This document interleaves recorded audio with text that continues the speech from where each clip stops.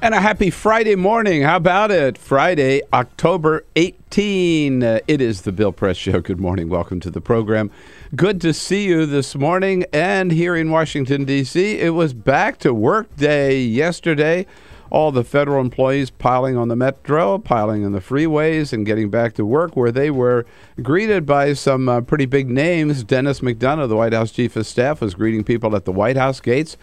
Arnie Duncan at the Department of Education, greeting education employees coming back. And at EPA, it was Joe Biden himself, the vice president, there at the Federal Triangle Metro stop, where he was greeting workers and handing out muffins. Good for Joe Biden. Meanwhile, the new Budget Committee, formed as part of the House-Senate compromise, held its first meeting yesterday to try to forge a new budget compromise, which, of course, will depend on the Republicans' willingness to accept new revenue as part of the plan and close some of those loopholes for the big oil companies. On the political front, Cory Booker heading to Washington as the newest Democratic United States Senator from New Jersey.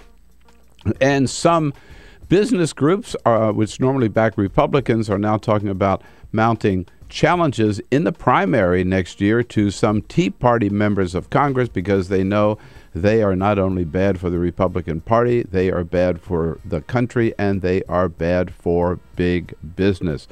And we'll end the show today, of course, by giving you, it's a Friday, by giving you a good taste and a good sample of the best beers for fall weather. I know it's early to be drinking beer, but what the hell? It's Friday, so join in. And we'll see you right here on the Bill Press Show. Give us a call at 866-55-PRESS. This is the Bill Press Show.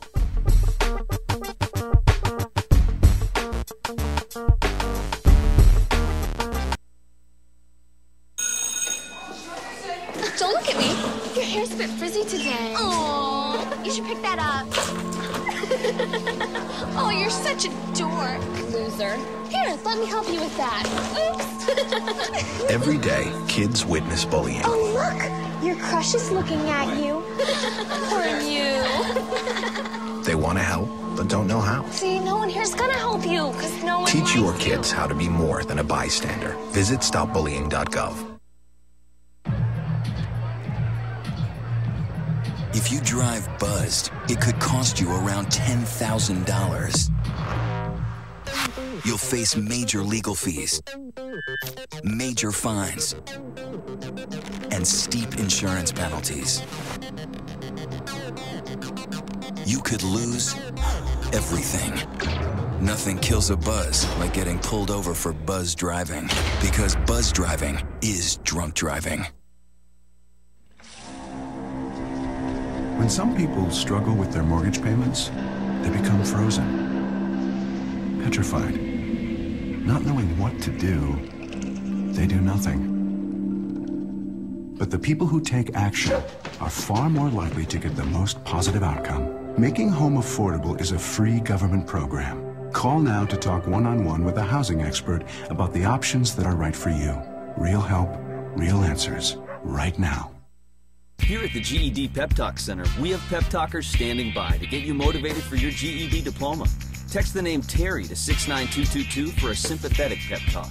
You show people what you really are. Or for a gentle pep talk, text the name Deborah. You know you're going to make people very proud of you. And if that's not enough, text the name Danny for an extreme pep talk. Prove everyone wrong. Show them you're the boss. Get your GED pep talk and find free GED classes. Text the name of the person you want a pep talk from to 69222.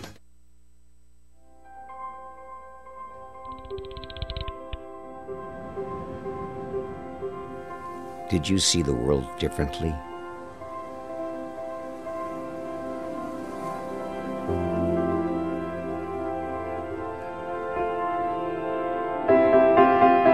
Did you celebrate the victory?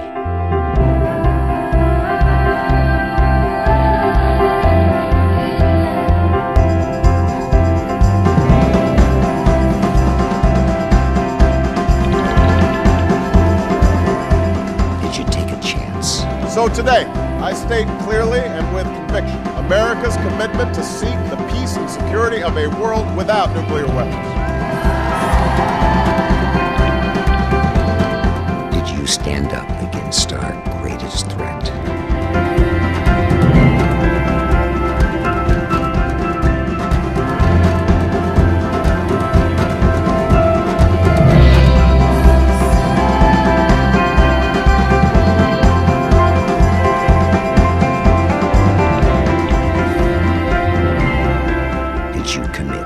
Change the world.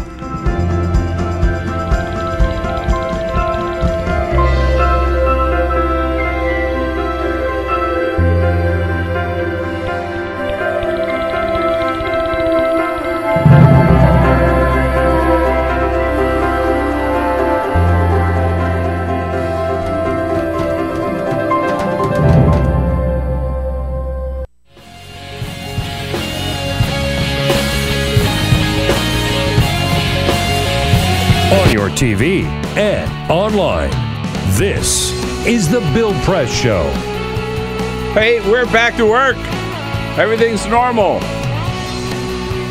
Only 64 days until the next government shutdown. Oh, God. Will we ever get out of this mess? Good morning, everybody. It's Friday. Oh, Friday, October 18th. Do we love those Fridays around the Bill Press Show? You bet, you bet, you bet. We do indeed.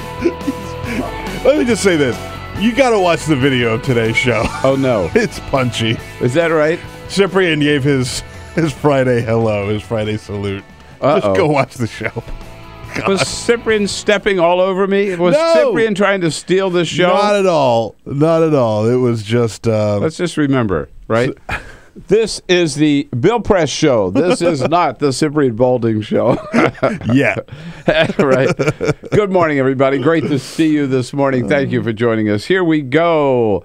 on the radio, your local progressive talk radio station, on a Friday, October 18. Yeah, it was kind of a weird day yesterday because people were pouring back into work and trying to remember, now, what's this all about and how does this machine work and where are the bathrooms again and what do we do for lunch? But I tell you, nobody happier in Washington, D.C.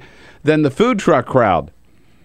Food trucks, they've been hurting lately because all the federal workers that pour out into the squares here in Washington and line up at those food trucks weren't available, but they were out yesterday. In fact, there's a farmer's market down by the Veterans Administration where I get off the metro to go to the White House every day, and it was the last couple of Wednesdays, it's been a ghost town. Yesterday, it was packed. Wow. And all those vendors, man, they were doing a brisk business yesterday. Great to see you today. Thanks for joining us. We are here in our nation's capital and booming out to you all across this great land of ours on your local progressive talk radio station and on Free Speech TV, which carries our radio show. They're on your satellite, Dish Network, or Direct TV. And then if you care to watch the video stream, in 133 countries, we are proud to say, so far our video stream has been has reached. Many more to come. Many more to come. How many countries are there? Who knows? It's too early for that kind of geography question. But okay, all right. Well, we've got 133 of them covered. There you go. We're big in Saudi Arabia. We're big in Belarus. That's on TawkrTV. It's youtube.com/TawkrTV. Peter Ogburn and Dan Henning leading up team here this Friday morning. Hello, guys. Hey. Good morning. And Alicia Cruz on the phones, ready to take your calls at 866-55-PRESS. And the aforementioned Cyprian Balding there on the video cam for our video feed and for free speech. So I was going to say I have a loose answer to the question. The United Nations recognizes there are 193 member countries of the United Nations. We're two-thirds of the way there. Right. The United States, the State Department recognizes 195 independent countries. But then there's also like a 196 number. So somewhere there's less than just a little less than 200 countries. And we got 133 of them covered. We're well on our way. What the hell's wrong with the other ones? Let's find out which ones we're missing. Yeah. We need to increase our marketing in Zimbabwe, I think so. Yeah, right. Okay, there we go. Baseball rolls along, man. It is pretty exciting. Yeah. Yeah, it really is. Crazy game. Red Sox were... Remember, they come back this weekend to Boston. Yeah. So they were at a disadvantage playing again in Detroit last night, but they weren't going to let the Tigers, get them down. And here's the final call on Detroit's WEEI. Uehara staring in, looking down the tunnel. Here's the 3-2 pitch. Swing, a pop-up. Short right field. Pedroia is there. He's under. He's got it, and the Red Sox have won it, and they take a 3-2 lead. They have captured Game 5, and the Red Sox are one win away from going to the World Series. So they won 4-3 over the Tigers last night. Tigers are in a tough spot. Tigers are in a tough spot now, coming back to Fenway Park. Yeah. And the Cards, of course, up against the Dodgers. They're up 3-2 against the Dodgers, and I think that next game is tomorrow night. No, that's today. Is it today? In St. Louis. Yeah. In St. Louis. Yeah. So that's trouble for the Dodgers. That's trouble. Yeah. Best of luck, Bill. No, I have faith in my Dodgers. In fact, I'm heading to L.A. today just to cheer them on. Yeah, well, we know about your bad luck you bring to baseball stadiums. It's actually a good thing because the Dodgers will not be in L.A. That's so right. I think I'm okay with that. Good. When I get off the plane, I'll kiss the ground and say, "Go Dodgers." There we go. Hey, coming up here, Susan Page from USA Today, Washington Bureau Chief, will be joining us as she's been doing every Friday morning. The new co-host on the left of Crossfire, the new Bill Press on Crossfire, Van Jones, in studio with us this morning, as well as progressive talk radio king Tom Hartman will be here in studio with us as well. Hey, great lineup for Friday, and we're going to end the day with a good round of beer. So get ready to hoist a few there with us at the end of the day. What the hell?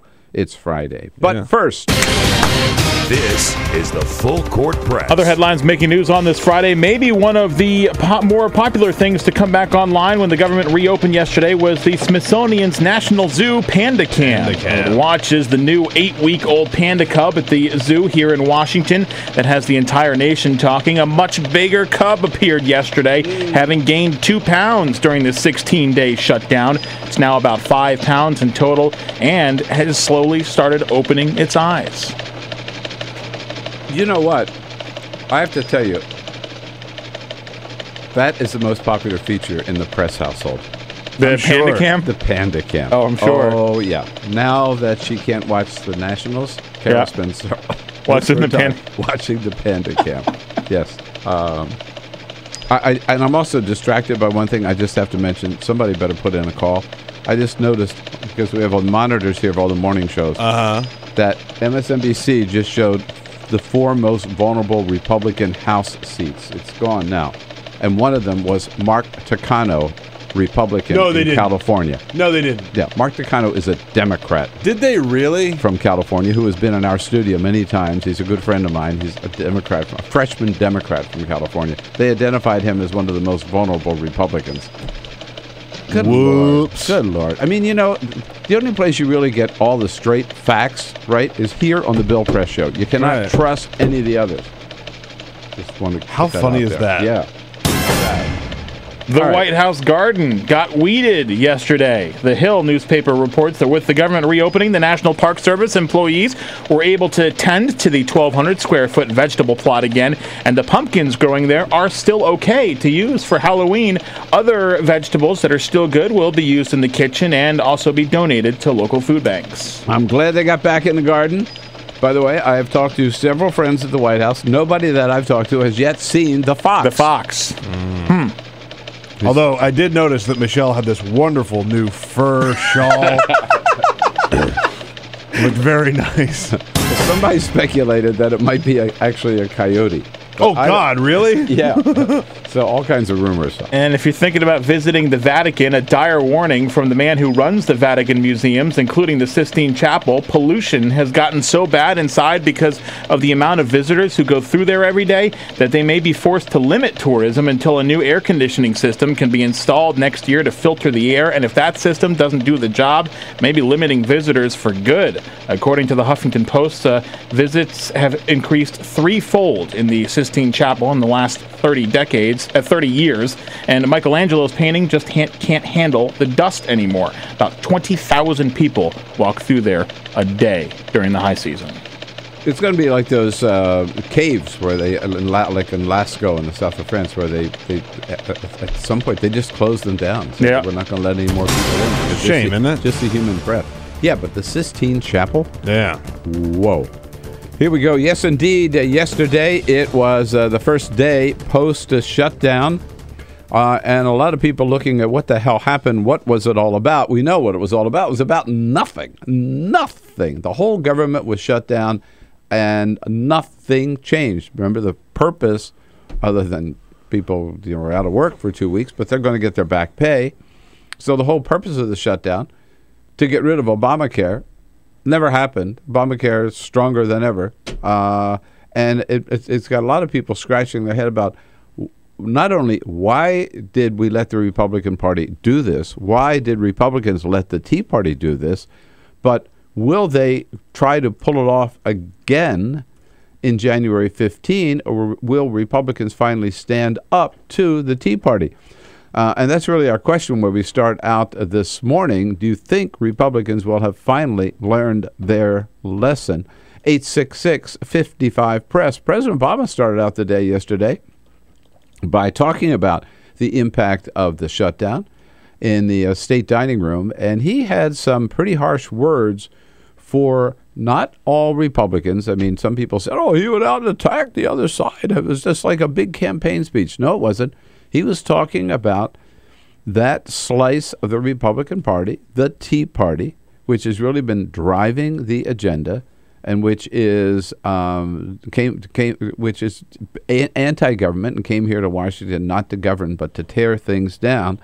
And the president said, by just throwing sand in in the wheels of progress here, they've got everybody in America fed up with Washington. The American people are completely fed up with Washington.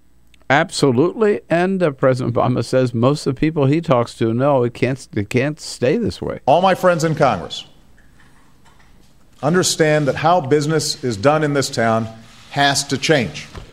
And he's got some advice for those Tea Party people with their agenda, their, again, anti-government, anti-public service, and anti-public servant agenda. You want to make you want to change things. You don't the way you do it, or even if you want to make some changes or get rid of Obamacare, the way you do it is not to shut the entire government down. It's to go into the legislative process and the political process and win. You don't like a particular policy or a particular president? Then argue for your position. Go out there and win an election. Yeah, go out there and win an election. Boom. And you know what? Yeah, absolutely. And we've seen that in many cases, when the Tea Party has won the day and put their agenda up in front of the American people, in case after case after case, they have lost. Look at Steve Lonigan in New Jersey, Tea Party candidate for Senate, loser. Christine O'Donnell in Delaware, Tea Party candidate for Senate, loser. Sharon Engel, Tea Party candidate for Senate in Nevada, loser. Unfortunately, Ted Cruz, Tea Party candidate for Senate in Texas, won that election last year. And already, as we've been reporting this week, the Houston Chronicle, his hometown newspaper, you got to read that editorial. The paper that endorsed him for U.S. Senate last year, this week ran an editorial saying they regretted endorsing Ted Cruz. That's heavy. That's really heavy. But that gets us to the question, will the Tea Party learn any lesson? Unlikely. And if they don't, will the Republican Party learn any lesson? And will Republican leaders stand up and say, we're not going to let them drag us around by the nose anymore? Mitch McConnell said something very interesting yesterday. I'm no big fan of Mitch McConnell's, but he's not a Tea Partier. He's one of those Republicans who has proven time and time again he is willing to sit down and try to work things out. He said yesterday, about when asked whether they would try again in January to shut down the government if they don't get rid of Obamacare, McConnell said, we've got a saying in Kentucky that you don't learn anything from the second kick of a mule. Know what I mean? That makes a lot of sense. Absolutely. But if you think the Tea Party changed, here from Sunday at the World War II Memorial, where the Tea Partiers took over that memorial, pretending to be representing American vets. And the speakers were Sarah Palin and Ted Cruz, and then crazy Larry Klayman, who said of something called Freedom Watch.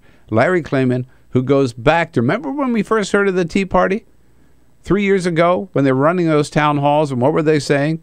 Barack Obama was not born in this country, not a legitimate president, and he was a Muslim. Here is Larry Klayman last Sunday. We are now ruled, quote unquote, by a president, an imperialistic president, who bows down to Allah. Bows down to Allah. To wage a second American nonviolent revolution, to use civil disobedience, and to demand that this president leave town, to get out, to put the Quran down, to get up off his knees, to figuratively come up with his hands out. We demand that this president leave town. We demand that he put down the Quran. That's the Tea Party. That's what this government shutdown was all about. They have never accepted Barack Obama in the first place. So my question to you is, do you think the Republican Party is finally going to wise up and reject the Tea Party? And will some of these Republican groups that always support Republicans, like the U.S. Chamber of Commerce, will they have the balls, will they have the guts to take on some of these Tea Party people in Republican primaries and get rid of them? And put some people in there who believe in public service and who believe in this country. 866-55-PRESS.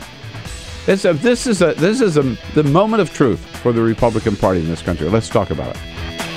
This is the Bill Press Show.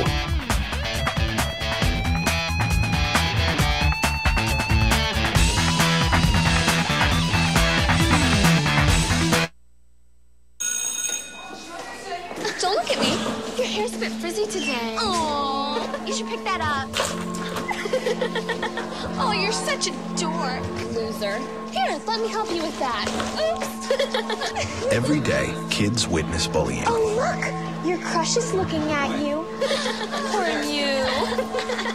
They want to help, but don't know how. See, no one here's gonna help you, because no one Teach your likes kids how to be more than a bystander. Visit stopbullying.gov.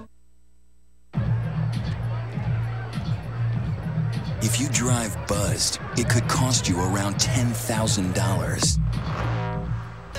You'll face major legal fees, major fines, and steep insurance penalties.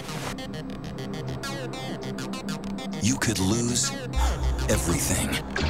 Nothing kills a buzz like getting pulled over for buzz driving, because buzz driving is drunk driving. When some people struggle with their mortgage payments, they become frozen, petrified. Not knowing what to do, they do nothing. But the people who take action are far more likely to get the most positive outcome. Making home affordable is a free government program. Call now to talk one-on-one with a housing expert about the options that are right for you. Real help, real answers, right now. Here at the GED Pep Talk Center, we have pep talkers standing by to get you motivated for your GED diploma. Text the name Terry to 69222 for a sympathetic pep talk. You show people what you really are. Or for a gentle pep talk, text the name Deborah. You know you're going to make people very proud of you. And if that's not enough, text the name Danny for an extreme pep talk. Prove everyone wrong. Show them you're the boss. Get your GED pep talk and find free GED classes. Text the name of the person you want a pep talk from to 69222.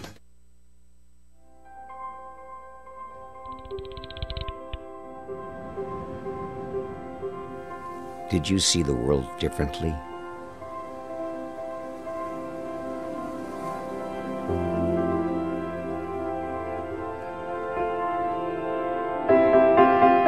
Did you celebrate the victory?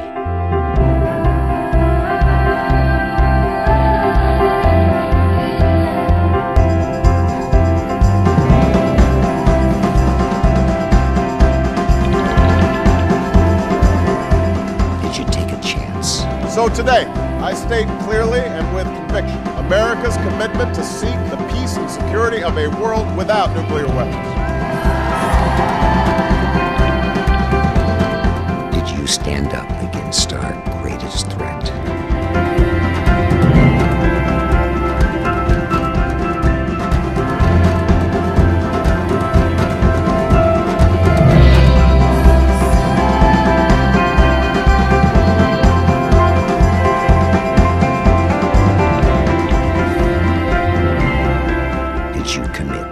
Change the world.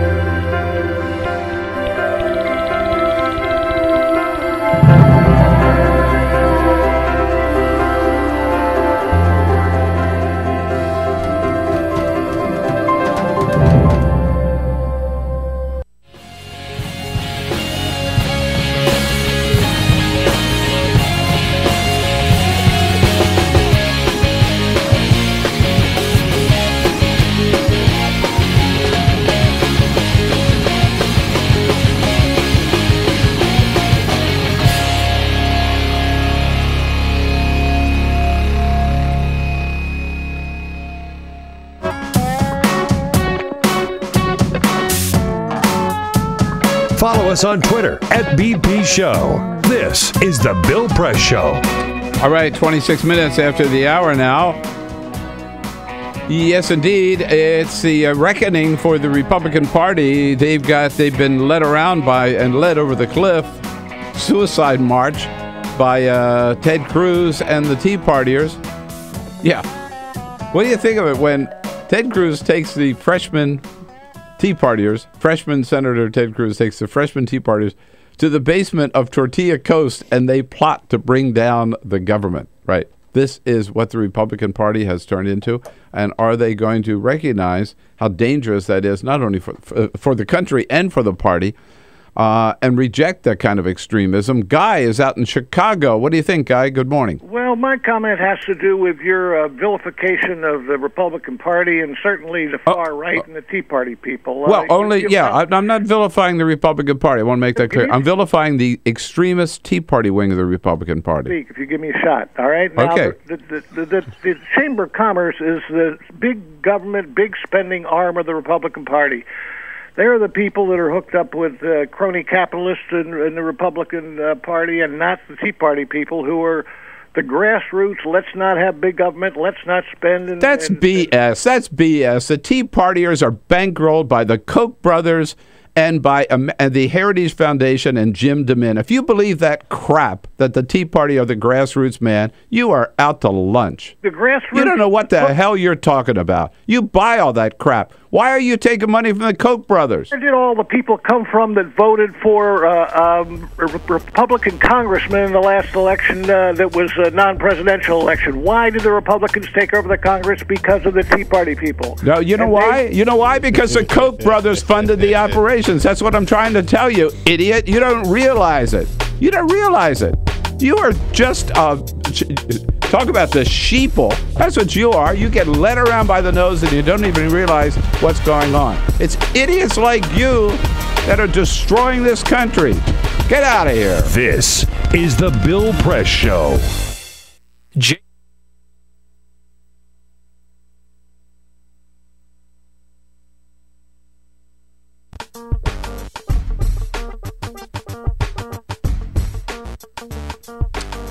Hey, good morning. Thanks again for watching us right here on Free Speech TV. In case you missed a Thursday morning, in studio with us, the managing editor of The Hill newspaper, Bob Cusack, and we were joined by the chair of the Democratic National Committee and a member of Congress from Florida's 23rd District, Debbie Wasserman Schultz.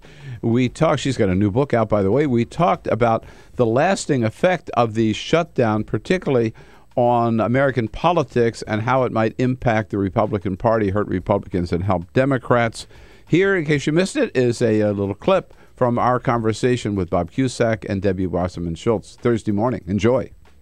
Putting your other hat on, your Democratic National Chair hat on, this makes your job easier now in terms of holding on to the Senate, maybe getting the House back, picking up some governorships around the country? I think what it does, is underscore how stark the contrast is between the two paths. You remember during the campaign last year, President Obama said, we've got two paths and two very distinct visions, and the voters chose the Democrats' path in President Obama's direction, and I think this has made it easier to point out why we need to stay on that path.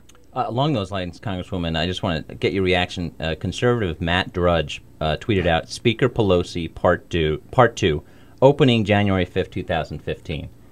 You think that's going to happen? Do you agree with it? I certainly hope that he's correct, and I appreciate that prediction. It might cause me to call Matt Drudge a visionary. Wait, especially coming from Matt Drudge. Exactly.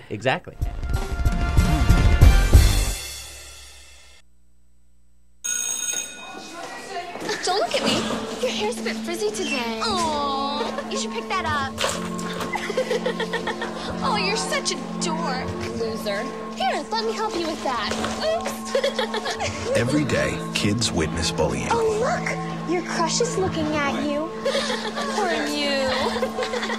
They want to help, but don't know how. See, no one here's gonna help you, because no one Teach your likes kids how to be more than a bystander. Visit stopbullying.gov. If you drive buzzed, it could cost you around $10,000. You'll face major legal fees, major fines, and steep insurance penalties. You could lose everything. Nothing kills a buzz like getting pulled over for buzz driving, because buzz driving is drunk driving. When some people struggle with their mortgage payments, they become frozen, petrified. Not knowing what to do, they do nothing. But the people who take action are far more likely to get the most positive outcome. Making Home Affordable is a free government program. Call now to talk one-on-one with a housing expert about the options that are right for you. Real help, real answers, right now. Here at the GED Pep Talk Center, we have Pep Talkers standing by to get you motivated for your GED diploma. Text the name Terry to 69222 for a sympathetic pep talk. You show people what you really are. Or for a gentle pep talk, text the name Deborah. You know, you're going to make people very proud of you. And if that's not enough, text the name Danny for an extreme pep talk. Prove everyone wrong. Show them you're the boss. Get your GED pep talk and find free GED classes. Text the name of the person you want a pep talk from to 69222.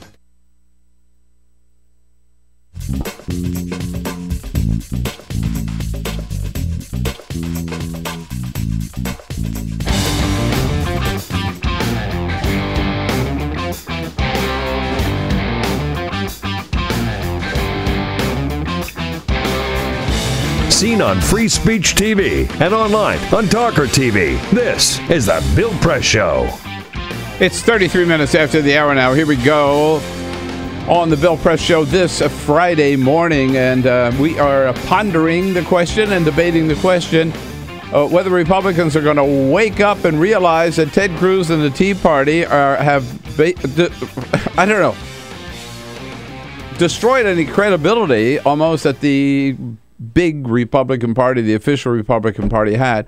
Obviously, from our last caller, not all Republicans see the light yet, right? But they ought to realize the favorable rating for the Republican Party today is the lowest it's ever been. It's at 24%. By the way, for the Tea Party, it's at 21%. Doesn't that tell you something? Doesn't it tell you something that 70% of Americans in the latest poll said that the Republican Party leaders in Congress put their own petty political agenda ahead of what's good for the country? Doesn't it say something that 53% of Americans blamed the Republicans for the government shutdown?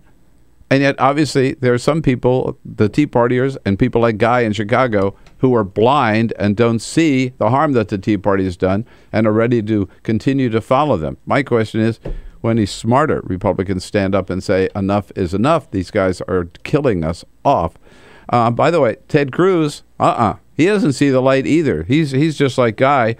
Jonathan Karl talked to him and about this compromise. Are you willing to admit that it was necessary? Ted Cruz, The deal last night was a terrible deal. The Washington establishment sold the American people down the river. It provided no relief for the millions of people who are hurting because of Obamacare.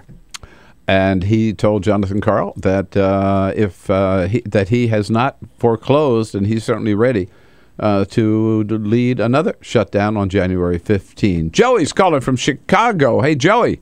Hey, somebody should tell these Tea Partiers that Allah and God and Yahweh are the same thing. They pray to Allah every Sunday when they go to church. He's the same thing as God and the same thing as Yahweh. And I got to tell you something. These Tea Party members around my house, they think Jesus was a Caucasian. They really think he was a Caucasian, Bill. I mean, these people are not very bright people. I mean, I'm surprised the South. No wonder why they lost the Civil War, the South. I mean, unbelievable people. I got to tell you, I can't believe it. Joey, do you think do you think Republicans will ever wake up and reject these Tea Partiers? No, I don't. I don't think so. That's where they get their juice. You know what I mean? Yeah. They will never. It's part of them. They cannot. It's part of them. It's part of the Republican Party. They will never get rid of them. They're going to turn into them. Is what they're going to do, Bill. Well, I think in a sense they already have. I appreciate that, Joey. But I got to tell you, they better get rid of them. They better reject them, or they're going to be like the Whig Party.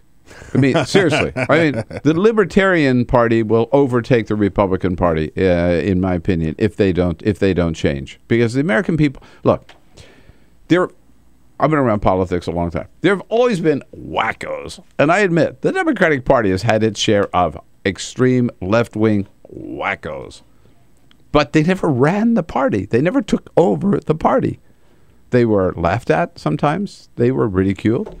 Sometimes they were tolerated. But they never took over the party. So it's not unusual to have these wackos like Guy and the Tea Partiers, right, out there. But when you surrender the mainstream and let them run the agenda, when Mitch McConnell and all these other guys just sort of look the other way and let Ted Cruz run the show. I mean, Peter King from New York has called him a fraud. He's called him incompetent. Got to be more people like that. Peter. Yeah, Bill, we have a lot of people watching and listening today. You can also join into the conversation online, we have people on watching Twitter. in 133 countries. It's true. I keep coming back to that. That is a fact. You can chime in if you want to on Twitter at BP Show. We're tweeting all throughout the show. I'm going to have to learn to say hello in Norwegian. Good morning in Norwegian. The Margaret on Twitter chiming in, Margaret Colvin says, "Grassroots my fanny. Better to be quiet and have people think you're dumb than to open your mouth and remove all doubt." On the other hand, Abraham Danny Lincoln said that, yes. Yeah. Danny Zimmerman says, "I'm a loyal fan of Bill Press, but if we're going to change the Tea Party members' minds, then maybe we should have a more civil discussion." Oh, yeah. Shall we talk about civil discussion? Have you ever listened to one Tea Party member? Have you ever heard Alan West or Michelle Bachmann or Sarah Palin, remember, who accused Barack Obama of palling around with terrorists? That's the same rhetoric we hear from the Tea Party today. That's not a very civil discussion. I was just going to say, yeah. So I guess we're supposed to take our cues from Larry Klayman? Civil discussion? Not so civil. Rose is calling from Ligonier, Indiana. Hi, Rose. Hi, morning, Bill. Good morning. What do you think? Couple points. We are great at getting out in presidential year elections. We need to get out in the off years. You are so right. That's what happened in 2010. In 2010, people were disappointed in the first 2 years of Barack Obama, and Democrats stayed home. And look what happened. John Boehner. Yeah. And the second thing is that's if we'd actually get up our tushes and do this, there's a perfect example right now in Virginia with McAuliffe and Cuccinelli. They're trying to purge the voter rolls. If we don't really stand up and seriously pay attention, this country is going down the toilet. And the Tea Party will gladly grab a hold of that handle and yank.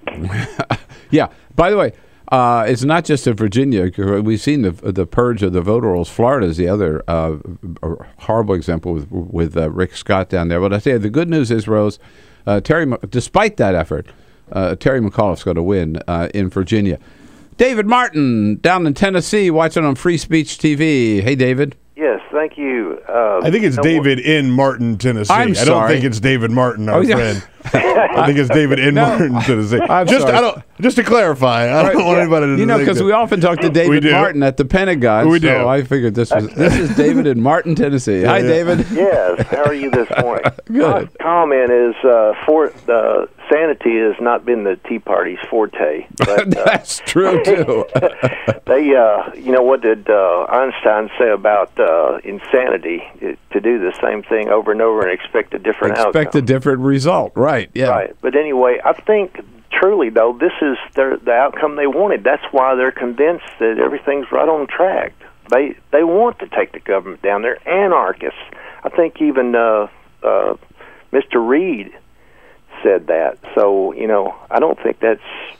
You know what, David? You're absolutely right, though. In fact, I think there's no doubt that for the Tea Party members of Congress, right, they consider this a victory because they were able to they didn't get rid of Obamacare, but they were able to shut down the government for 2 weeks, right? They're just sorry they didn't do it for 2 years, so they don't regret anything.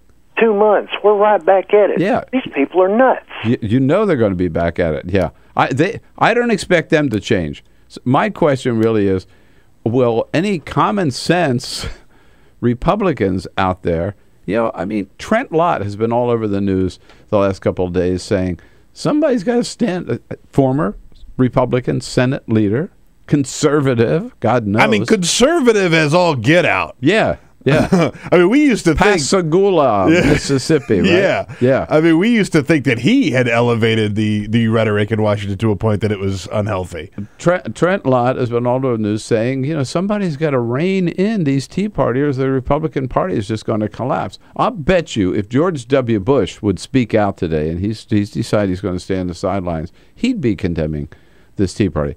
Hell, I think Dick Cheney might. Mike is calling from Topeka, Kansas. Hello, Mike. Hey, Bill. What's up? Well, I just wanted to call. Most of you probably know the Koch brothers reside here in Kansas, and Yep. we've One of them does, anyhow. Yeah. Charles. We've had Charles, right? We've had the pleasure, I guess, of sitting around and watching what they've done, not just on a federal level, but also on a state level. They've come out. Anyone that doesn't play ball with them, doesn't matter what party they're on, they put someone up and money roll that person in their campaign to get the person that won't play ball out of office. And it doesn't matter if they're Republican or Democrat or whatever. It's pretty sad shape here, and we're in a huge deficit in which our governor now, they've decided to not pass through funds to the counties that normally we get, and everybody's getting ticked off at the county commissioners, but there's nothing they can do. Yeah. Because they're holding on to that money. Well, the problem is, Mike, that the Koch brothers have used that tactic. They've multiplied that tactic in state after state after state. They're still doing it through ALEC, and now they do it through, of course, Americans for Prosperity. And look at my book about the Koch brothers, The Obama Hate Machine. I identified 57 different organizations that they are secretly funding, ruling American politics. And they are the money behind the Tea Party. Susan Page, Washington Bureau Chief with USA Today, joins us coming up next on The Bill Press Show. Like politics? Then like The Bill Press Show on Facebook. This is The Bill Press Show.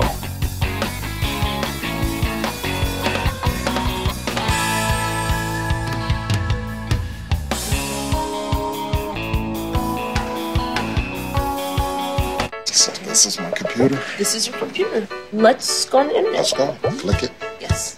Okay. I cursor in between the R and the E. Pressing down, I want you to just push the period. She's gonna love me all over again. That's it. Jamaica, here you go. Here we go. Good job. Thank you. Thank you. And I did it by myself. Feel smarter. So, I'm kind of new here, but I've noticed a trend. My human does this funny thing where she goes around and gets all my toys, and then she hides them in that basket by the door.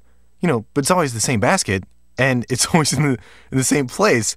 And then she acts so surprised when I find them, but, she's putting them in the same basket. Again. It's like, hello, that's where you put it last time. You were the worst at hide and go seek.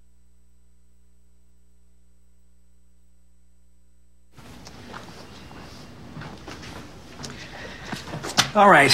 I know this isn't any fun to talk about, but we should. Okay. So who's going to do what? I'll pack the dead batteries. Great. I'll only put what I don't need into a duffel bag. Perfect. That's totally unhelpful. No problem. Meanwhile, I will try to comfort everyone by speaking in a calm voice. And I'll try to get the generator going without any gas. Oh, let's not forget the cell phones, which probably won't work. Right. And who is going to handle supplies? I can forget to do a list for us. Thanks, pal. Well, I think we couldn't be any less prepared. I'm proud of you guys. Talk to your kids about who to call, where to meet, what to pack. Visit ready.gov/kids for tips and information. Hey, thanks for stopping by. I followed your character since the first episode. I'm a big fan.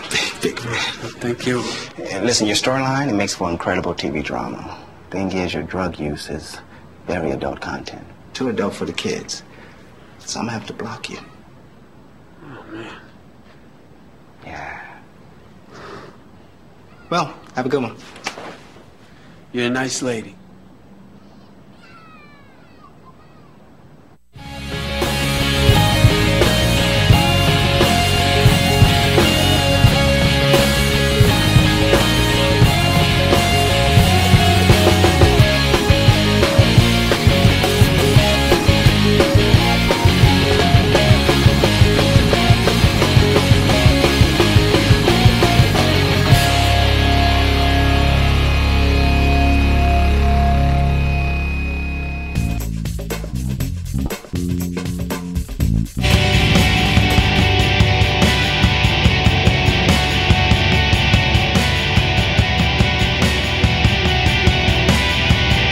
your radio, on TV, and online.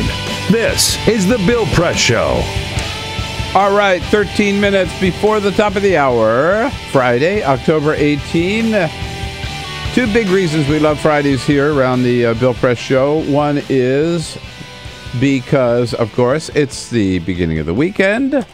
For us, that weekend starts pretty early. And the most important reason is because we get to talk to Susan Page, Washington Bureau Chief of USA Today. Hello, Susan. Good morning. Hey, Bill, I'm not sure I outranked the start of the weekend, though. You're in my book, especially this weekend. Yeah. All right. So, Susan, it's all over. People got back to work yesterday. I was surprised how quickly we revved up, right? Because the president didn't sign that bill until 12:30 Thursday morning, right? And by 7 o'clock Thursday morning, people were rolling off the metro, rolling into work, right? It's not over, though. I mean, it's just on a hiatus until the next one of these. So maybe people want to get back to work during the interval where they could.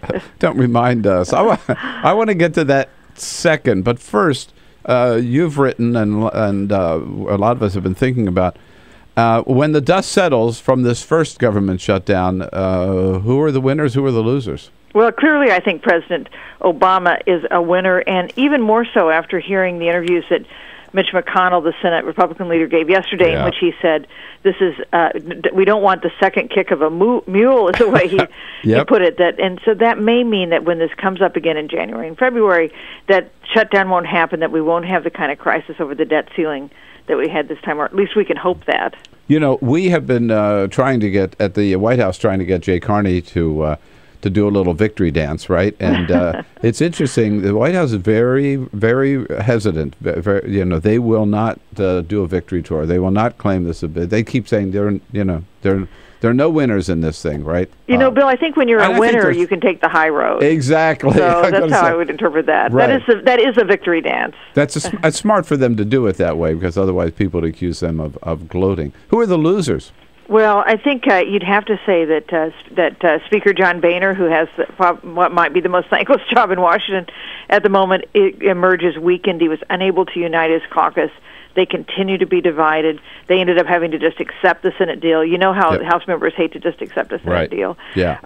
So I think he emerges in a weaker position, and the Republican Party generally has taken it on the chin with the potential for repercussions in next year's midterm elections. Mm-hmm. Ted Cruz, winner or loser? You know, I think he's a winner. I mean, you could say, he didn't get what he led the Republicans down this path that he didn't get. He didn't delay or defend Obamacare, which he said was his goal. But he clearly has emerged as a leader of that part of the Republican Party. Yeah, I have to tell you, my latest column is out today. It's up on our website, BillPressShow.com. And the headline I put on it, Susan, just reflecting that, is big winner and big loser, Republican Party, big winner, Ted Cruz. Yeah.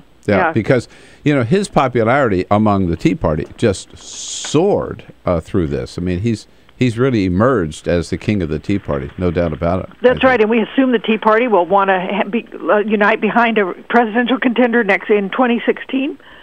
Yeah, there's a lot of competition for that position. He's really bolstered his standing to take that role. Yeah. Do you have a glass of water nearby, Susan? Yes. Okay, I'll let you take a good long drink there. It sounds like you might need it. Well, it is Friday. So. Oh, that's right. Yeah.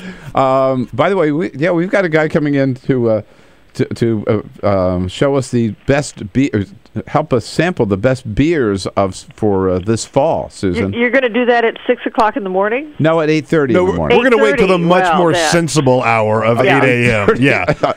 What do you think we are, animals? So if you can make it across town, you're welcome to join us. All right, so you start up. We all know now. We don't want to have to think about it, but January 15, we're going to be right back in the soup. Do you think that the Tea Party will prevail again and will be leading into a possible second round of a shutdown? Here's the problem when you look ahead at these budget negotiations that are supposed to start with reaching a big deal in December, and then once again a debate over funding the government in January. None of the fundamental issues got resolved this time around, right? We just agreed to kind of kick the can down the road. I know, yeah. So all the big issues about levels of spending, the role of government, we've made no progress on any of that. we've just managed to get through Christmas. Right. We're grateful for that. Let's not. I don't want to disdain that, but it's not as though any of the things that led to any of the conflicts that led to the 16-day shutdown this time, none of those have gone away. Now, the other exciting news is, and you've scored some really great interviews lately. We understand that you were able to sit down with former Vice President Dick Cheney. So tell us, what did he have to say about the shutdown? Well, I did interview him on Monday in his home in Wyoming for a story that's going to run. That's going to run Monday, and then sadly it's embargoed for Monday, so I can't tell you what he said. But I can tell you that I did have a long interview with him. You know, he has a new book coming out next Tuesday about his 35-year battle with heart disease. And, you know, he just a year and a half ago got a heart transplant. Yes. So I can't tell you how healthy and robust he looks, and how, after all these years with heart disease. But in the interview, we did talk about things beyond his heart, including his daughter's Senate campaign and the shutdown and what he thinks of President Obama. You didn't go quail hunting, did you? We did not go hunting. We didn't go fishing, although he's got a very full schedule these days of hunting, fishing, and taking his granddaughter to barrel riding competitions in Wyoming. To barrel riding? Yes, it's a form of horseback riding competition for kids and for adults, too. And he's got a great big new pickup truck he loves. All right, so that comes out Monday in USA Today, right? That's right. All right, perfect. Susan, have a great weekend. All right, Bill, you too. Have a beer on us. Susan Page, Washington Bureau Chief for USA Today. This is the Bill Press Show.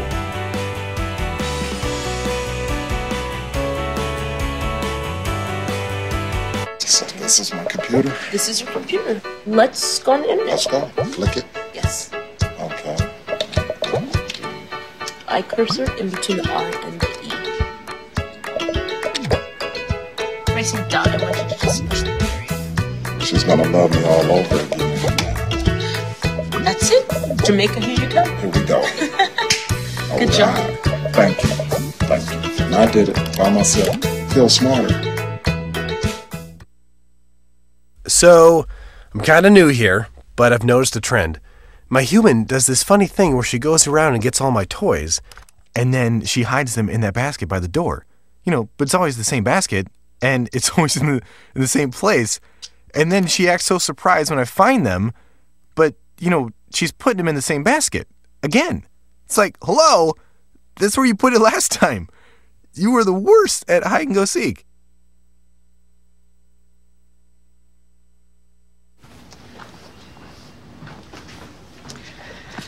All right. I know this isn't any fun to talk about, but we should. Okay. So who's going to do what?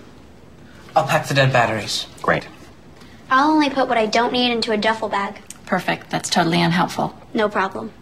Meanwhile, I will try to comfort everyone by speaking in a calm voice. And I'll try to get the generator going without any gas. Oh, let's not forget the cell phones, which probably won't work. Right. And who is going to handle supplies? I can forget to do a list for us. Thanks, pal. Well, I think we couldn't be any less prepared. I'm proud of you guys. Talk to your kids about who to call, where to meet, what to pack. Visit ready.gov/kids for tips and information. Hey, thanks for stopping by. I followed your character since the first episode. I'm a big fan. Big fan. Thank you. And listen, your storyline, it makes for incredible TV drama. Thing is, your drug use is very adult content. Too adult for the kids. So I'm gonna have to block you. Oh, man. Yeah. Well, have a good one. You're a nice lady.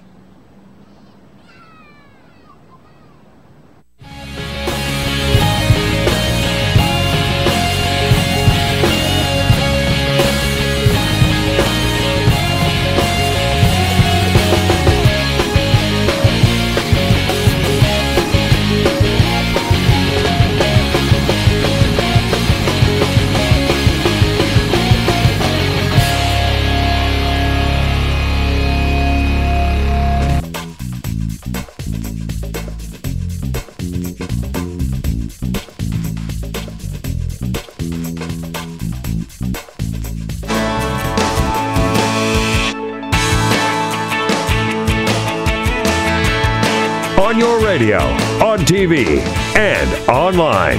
This is The Bill Press Show. All right, boy, we got a lot of great stuff coming up here the rest of the morning. Tom Hartman's going to join us at the top of the next hour. And then Van Jones, one of the new hosts on Crossfire, will be along as well. And don't forget, we end the day with a good beer. Stay with us. Peter. This is, I find, to be a really interesting story because when you think of America, you think of like ketchup and fries. You know, ketchup is no longer the most popular condiment in America. It's not a condiment, it's a vegetable. It has been technically, yes. But salsa is now the #1 condiment in the United States of America. Salsa. Really? Yep, no longer ketchup. How about salsa and fries? I don't know if that would work. Chips and salsa, though. I'll throw oh, man, I'll take it anytime. But I don't like ketchup on my fries. I like my fries This plain. is the Bill Press Show. You wouldn't let money just blow out of your house. So when your AC or heater is on, make sure the doors, windows, and fireplace flue are shut tight. If you're headed out, turn down the AC or lower the heat by 10 degrees. And always keep your water heater set at 120. A little bit of common sense goes a long way. Get more great tips at energysaver.gov. So, I'm kind of new here, but I've noticed a trend. My human does this funny thing where she goes around and gets all my toys, and then she hides them in that basket by the door. You know, but it's always the same basket, and it's always in the same place. And then she acts so surprised when I find them, but, you know, she's putting them in the same basket.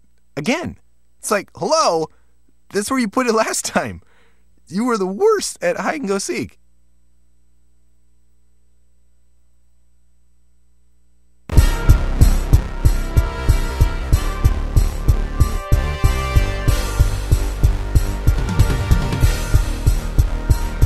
And a happy Friday morning. How about it? Friday, October 18. It is the Bill Press Show. Good morning. Welcome to the program.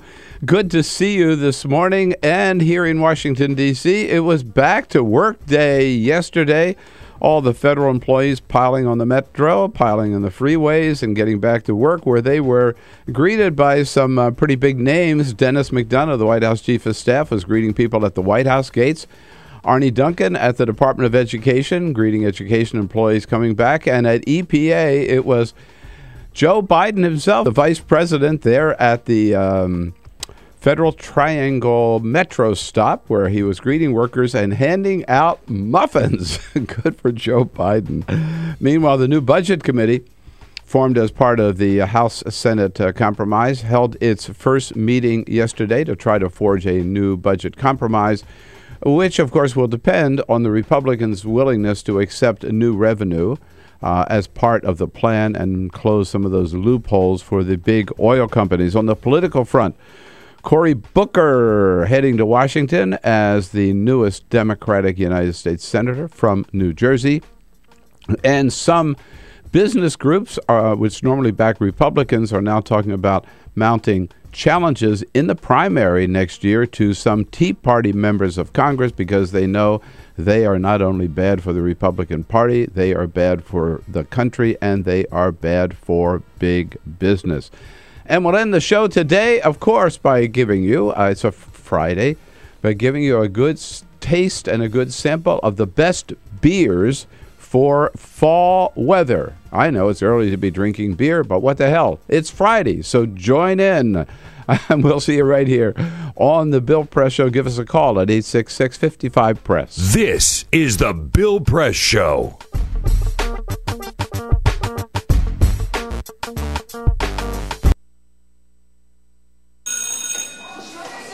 Don't look at me. Your hair's a bit frizzy today. Oh, you should pick that up. Oh, you're such a dork, loser. Here, let me help you with that. Oops. Every day, kids witness bullying. Oh, look. Your crush is looking at you. Poor you. They want to help, but don't know how. See, no one here's gonna help you, because no one Teach your likes kids how to be more than a bystander. Visit stopbullying.gov. If you drive buzzed, it could cost you around $10,000. You'll face major legal fees, major fines, and steep insurance penalties. You could lose everything. Nothing kills a buzz like getting pulled over for buzz driving, because buzz driving is drunk driving. When some people struggle with their mortgage payments, they become frozen, petrified. Not knowing what to do, they do nothing. But the people who take action are far more likely to get the most positive outcome. Making home affordable is a free government program. Call now to talk one-on-one with a housing expert about the options that are right for you. Real help, real answers, right now. Here at the GED Pep Talk Center, we have pep talkers standing by to get you motivated for your GED diploma. Text the name Terry to 69222 for a sympathetic pep talk. You show people what you really are. Or for a gentle pep talk, text the name Deborah. You know you're going to make people very proud of you. And if that's not enough, text the name Danny for an extreme pep talk. Prove everyone wrong. Show them you're the boss. Get your GED pep talk and find free GED classes. Text the name of the person you want a pep talk from to 69222.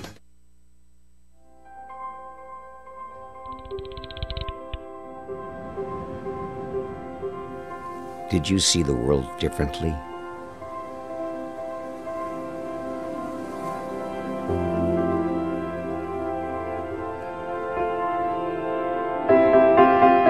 Did you celebrate the victory?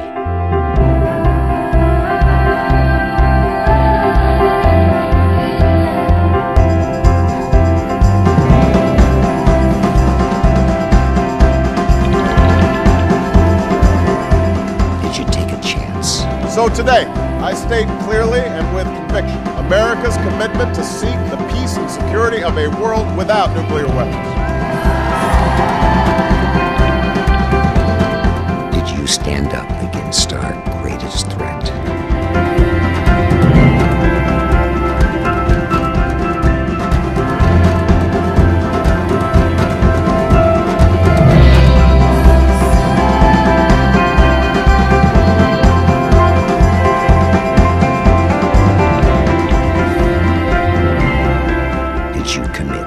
Change the world.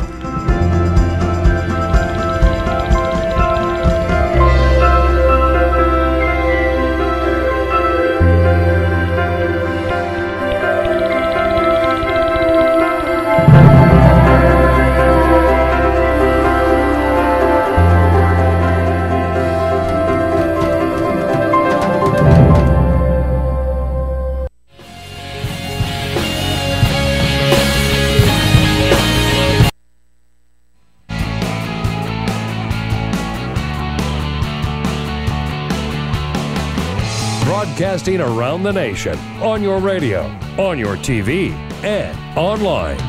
This is The Bill Press Show. All right, Washington is back to work, but don't relax because maybe another 2 months they'll be out of work again. Who knows? Good morning, everybody. Great to see you. It is Friday, October 18. Here we are. It's the Bill Press Show. We're coming to you live from our nation's capital, booming out to you all across this great land of ours, of course, on your local progressive talk radio station. You're lucky if you've got one. Also looking at you on Free Speech TV. If you've got a satellite dish, you can find us on the Dish Network or on Direct-to-TV. And if you prefer, you can watch on your computer, your laptop, or whatever, our video stream on TawkrTV. It's youtube.com/TawkrTV. Great to see you this Friday morning. And those of you on Progressive Talk Radio and those of you on Free Speech TV know that the king of both is Thom Hartmann. He is up early this morning and in studio with us this morning. We all get take our cues on progressive media from Thom Hartmann. Hey, Tom, great to see you. I am blushing. You are seriously. You're our leader. You know, I've learned so much from you, Bill, over the years. Oh no, you haven't. Seriously, you're a great friend, and it's great to see you. It is great Thanks to for see coming you too. in because I mean, You pack it in every day. I don't know how you could put in another media appearance on it. I saw you on TV last night, and I thought, oh, Bill's doing what I'm doing. It's good today because I'm up here at 7, and my day ends tonight at 9. I burned the candle a little late last night with Al Sharpton. Yeah. And you join our team, all of whom you know this morning, Peter Ogburn and Dan Hennig. Good morning. Thanks for coming in. And Dan, Alicia Cruz has the phones covered, and Cyprian Bolding, whom you know from past working together, is our videographer now, keeping us looking good on free speech and on TawkrTV. So, Tom, in the broadcasting business, we have to be very careful with our facts, right? You know, and I know you are. You double check everything. It's not necessarily that way around Fox News. Gretchen Carlson used to be on the morning show, Fox and Friends. Now she has her own show in the afternoon, and it just started this week, Peter, didn't it? Or last week? Yeah, or last week, I think was her last week. Last week. Anyhow, Gretchen yesterday wanted to make a little news, and she did. Here she is. Fox News alert for you now. Congressman Bill Young has passed away. The Florida Republican was 82. He served a remarkable 22 terms. Announced just last week he would not seek re-election next year. Florida media had reported that the most senior Republican in Congress was suffering health problems over the past few years. Congressman Bill Young dead at 82. So sad. When I heard that, I thought, gee, I didn't know Bill Young was dead. Well, when Bill Young heard it, yeah, imagine how he felt. He felt like Mark Twain. Reports of my death are greatly exaggerated. So Gretchen Carlson comes back in the next segment. All right. I'm really sorry to report that earlier we did report that Congressman Bill Young had passed away. We are now told that is not the case, and we, of course, sincerely apologize for that error. Hopefully that won't happen again. I'm really sorry you're still alive. I'm really sorry to report that he's still alive. Because it makes me look like a fool. It's too bad you're not dead. Well, at least they corrected it. I mean, like, you know, when they did the thing where they said that, or they had a guest on who said that Obama was paying to keep the Muslim American Memorial open out of his own pocket. To the best of my knowledge, they never corrected that on air. They just, you know, sometimes they just leave this stuff out there. Anything to do with Obama and Muslim, they'll leave it out there. Anyhow, on his many ventures and many great causes that Tom has been out in front on, the latest is a powerful new video on global warming called The Last Hours. Tom's here to tell us all about that. We'll get right into it. But first, this is the Full Court Press. Other headlines making news on this Friday. Well, no one was more excited to have federal workers come back to work yesterday than Joe Biden. The Washington Post reports the vice president showed up at the EPA with boxes of muffins as employees were returning to work. 94% of that federal agency's employees were furloughed, about 168,000 people in total. He, of course, did not have muffins for all of them. I was just going to say, that's a lot of muffins. But people were happy to see him. If there's anybody that I would want to see, it's Joe Biden, right? If I'm furloughed and coming back.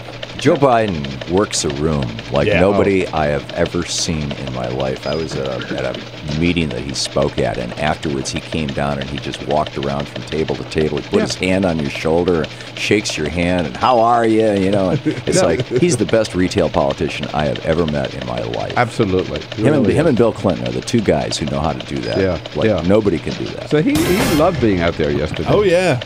While furloughed government employees sat home for the last 2 weeks not earning money, members of Congress raked in a lot of it. The Huffington Post crunched the numbers. Congress earned nearly $4.1 million in pay over the last 16 days. Outrageous. Now, Congress did, of course, approve giving back pay to employees, but many contractors will not receive a dime. You know, the idea that they were getting paid for doing nothing, right? While federal employees were off and missing a paycheck and going through all of that. You could argue that they weren't not doing nothing. They were doing malicious things. Yeah, right. Nothing good, I should have said, right? And disgraced former congressman and mayoral candidate Anthony Weiner lays it all out there in a new interview with GQ magazine this week. He's asked about his life and his marriage, and he calls himself a, quote, empty, soulless vessel, and says he likely doesn't have the greatest connection with the emotional stuff going on in his world. Kidding. He expressed, a politician is an empty, soulless vessel? Wait a minute. Anthony Weiner and lays it all out there in the same sentence. Dan, did you really mean to do that? I did, yeah. I did write this. I'm America's newsman, Tom. I can tell. He expressed remorse for his sexting. Yeah, right. No, Dan's a lot better than Gretchen. Thank you. He did express remorse for his sexting scandal, saying it was not significant to him when he was doing it, kind of like playing a video game, but it was significant to his wife. He says he ducks the criticism as best he can, but that her reputation has become the woman who married an idiot and stuck with him, and he is sorry for that. Yeah, I don't know about you, Tom. too. I'm really done with Anthony Weiner. I am, but I also see it as just another great American tragedy. I mean, this is a guy who was old enough to use the medium, but also old enough to not understand the medium. You know, a 17-year-old wouldn't have made this mistake. Right. And, by the way, one of our best spokespersons when he was in the Congress. Oh, yeah. He was a damn good progressive. Yeah, on the floor. Yeah. He was great. So, tell us about The Last Hours. This new video. It's up on YouTube, right? And it's out. It's free. It's out there. If you go to lasthours.org, we've got a website where you can watch the video, and then also you can see information on the things that the video talks about, and we've got a free PDF of a little 60-page book that I wrote that is all the science behind the video, and it's also 99 cents on Amazon and BNN, but we only made it 99 cents because that's the only way that they'll push things, is if there's so, but it's basically it's free, and the PDF itself is free. So you pick up where Al Gore left off. What is the message? Well, and not only do we pick up where Al Gore left off, but Al Gore came out last week and endorsed our video. So Al Gore's with us on this, along with Lester Brown, who's the original environmentalist, Earthwatch, and all Absolutely. that, and a whole bunch of other really great people. The message of the video basically is that this is what the geologists have been yelling at the climate scientists for the last decade or two, and the climate scientists don't study this stuff, which is that 5 times in Earth's history, in the last billion years of life on Earth, 5 times the crust of the Earth has been breached, once by a meteorite, 4 times by volcanic activity, and released enough greenhouse gas to warm the planet enough that the frozen methane, or methane frozen in ice, in water around the coasts and in the Arctic regions, suddenly burped, basically. And that sudden release of methane jacked the temperature of the Earth up 6, 8, 10, 12 degrees. They just literally 2 weeks ago, over at Climate Progress, they reported on this new discovery that during the PETM, one of the minor extinctions, there was a 9-degree temperature increase in 13 years. Now, that's enough to kill off large percentage of species, particularly the large species, anything bigger than a cockroach or a rat. And that we are doing functionally the same thing as those 4 massive volcanic events and that one meteorite by selectively drilling little holes in the crust wherever there happens to be high concentrations of carbon and pulling that carbon up. We've pulled 350 billion tons of carbon out of the planet since 1850. So this is just through extraction activities? That's right. That's right. This is not power plants and stuff. Well, no. Well, you extract it and then you burn it. And once you burned it, now it's in the atmosphere. So it's all the same thing. But functionally, in fact, we've got Michael Mann in the video, the guy, the hockey stick guy, the famous climatologist. He's one of the few climatologists who gets what the geologists have been saying. And he said, there is no, I think this is word for word paraphrase, but it's damn close if it's not. He said, there is no precedent for how rapidly carbon has been thrown into the atmosphere, even in the deep geologic past. We're doing it faster than the previous mass extinctions. So it sounds like what you're saying is it's worse than we thought. It has the potential to be worse than we thought. If we don't get a handle on this in frankly, a matter of a couple of decades, we may hit a tipping point, and once we've hit that tipping point, there's nothing we can do to stop an extinction. And an extinction is defined as more than half of all life on Earth dying.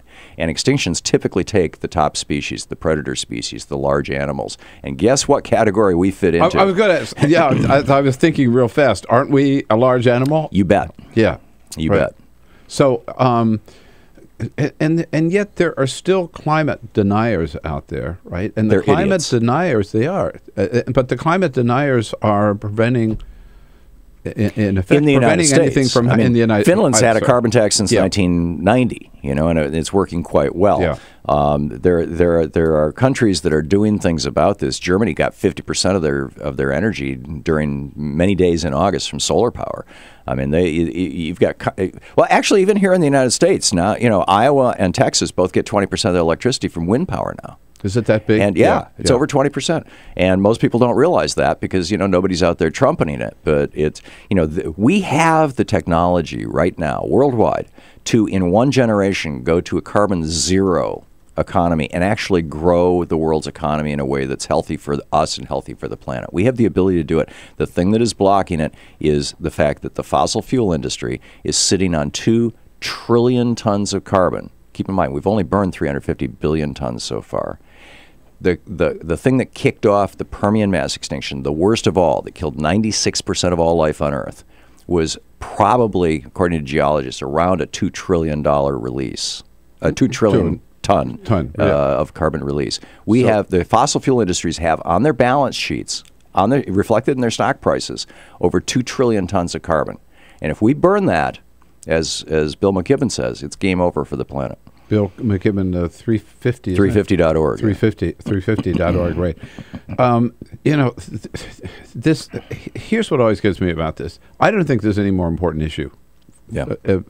Facing. Oh, we're talking about the future of life on Earth. Yeah, literally. Exactly. This isn't just, are the oceans going to go up 10 feet? No, this is, are we screwed? So why isn't this the number one issue for everybody? Why is this even a partisan issue? And why isn't there more public outrage about it? And why isn't President Obama doing more about it? He talked about it in his State of the Union. He talked about it in the State of the State. But although he's still giving lip service to the natural gas industry, which is just more carbon coming out of the earth. And we still don't know what he's going to do in Keystone. Yeah, well, I think it's fairly obvious because they're still building the damn thing. So, but in answer to your question, this was what George DiCaprio, Earl Katz, who helped put the movie together, who produced it, Lila Connors, who directed it, Sam Sachs and I wrote it.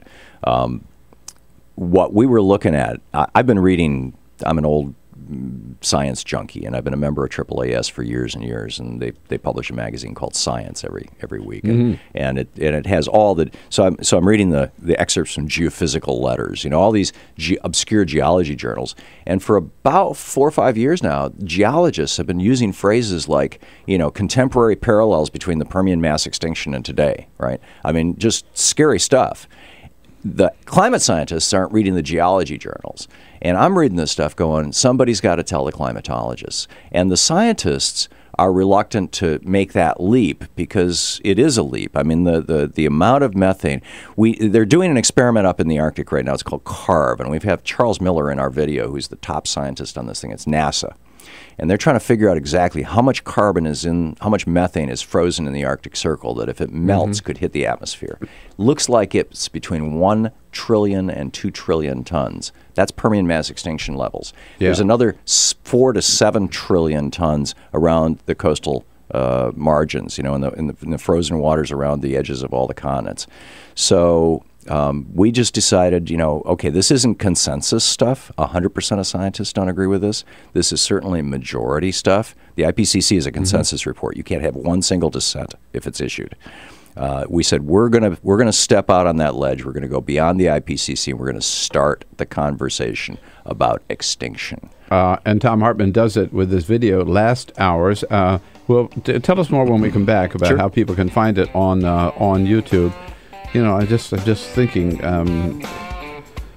We hear a lot about end days. Well, these are our end days. Our last hours. This is the ultimate revelation scenario. And no exaggeration. The facts are here, and we've got to start taking it seriously and do something about it and make it our top priority. We'll be back with Thom Hartmann here. Your calls welcome. You get a chance to talk to Thom other times of the day. Now in the morning at 866-55-PRESS. Give us a call. This is the Bill Press Show.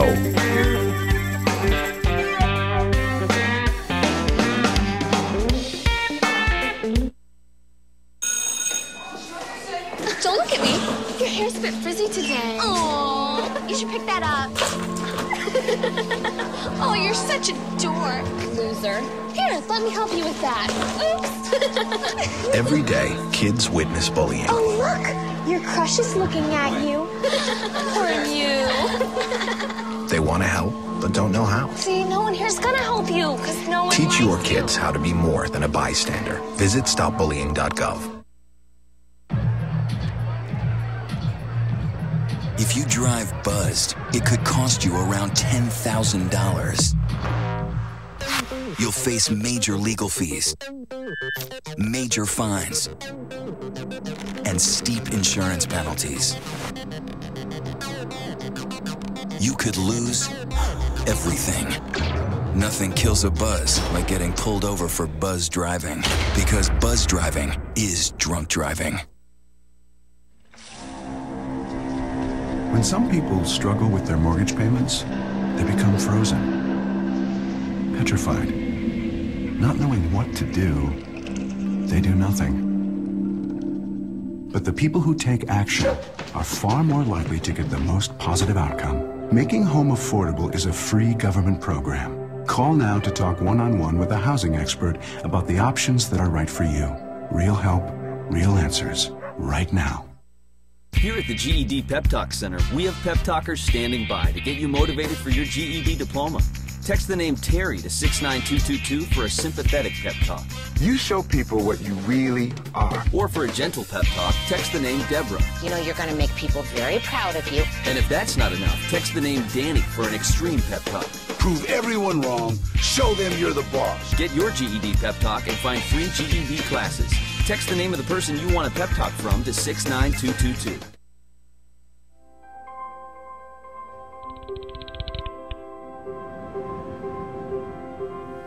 Did you see the world differently?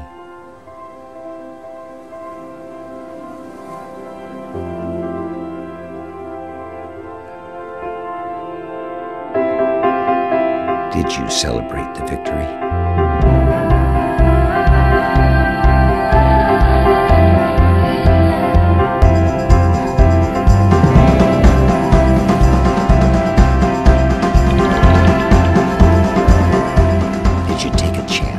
So today, I state clearly and with conviction America's commitment to seek the peace and security of a world without nuclear weapons.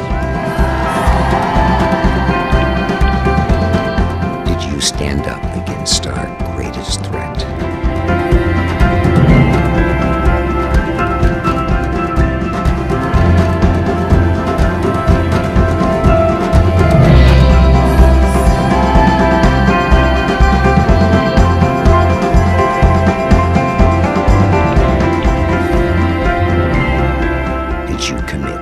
Change the world.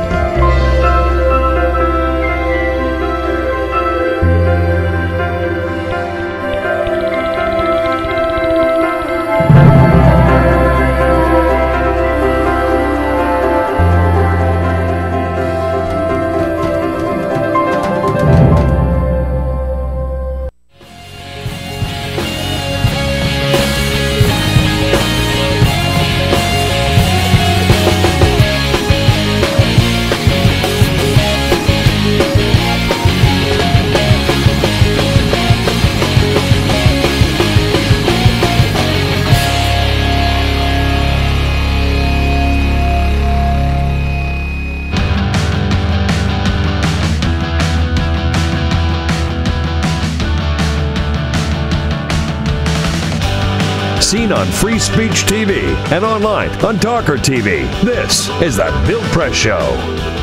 Fellow Talk Radio host Tom Hartman here, and TV star on the Bill Press Show. This in studio with us this Friday morning, and the movie, this latest on the dangers of global warming, the real dangers of extinction. That's how bad it is. Called Last Hours. Tom, people can find it on YouTube. Where?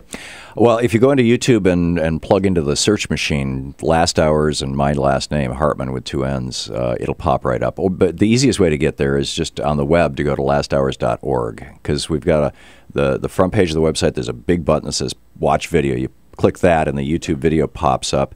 But also underneath that, we've got solutions. We've got the free PDF of the book that's got all the background research and all the links in it.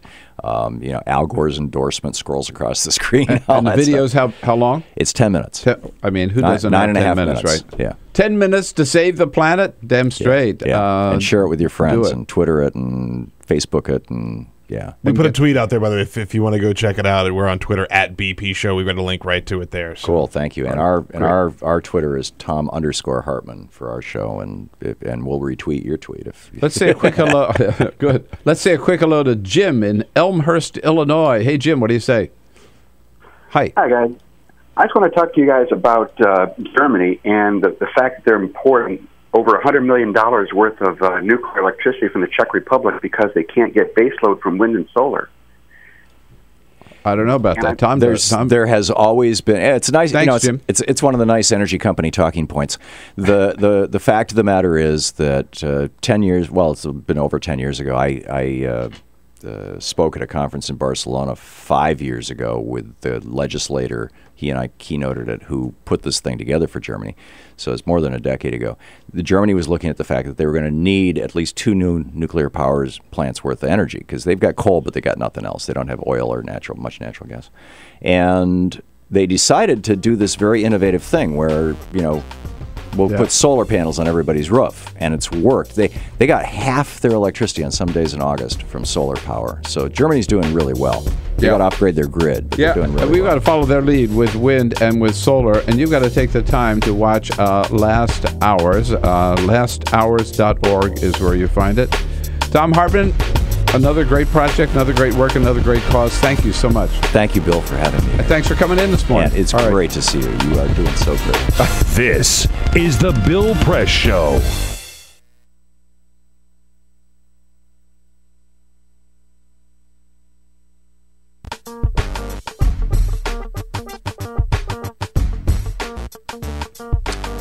Hey, good morning. Thanks again for watching us right here on Free Speech TV. In case you missed a Thursday morning, in studio with us, the managing editor of The Hill newspaper, Bob Cusack, and we were joined by the chair of the Democratic National Committee and a member of Congress from Florida's 23rd District, Debbie Wasserman Schultz.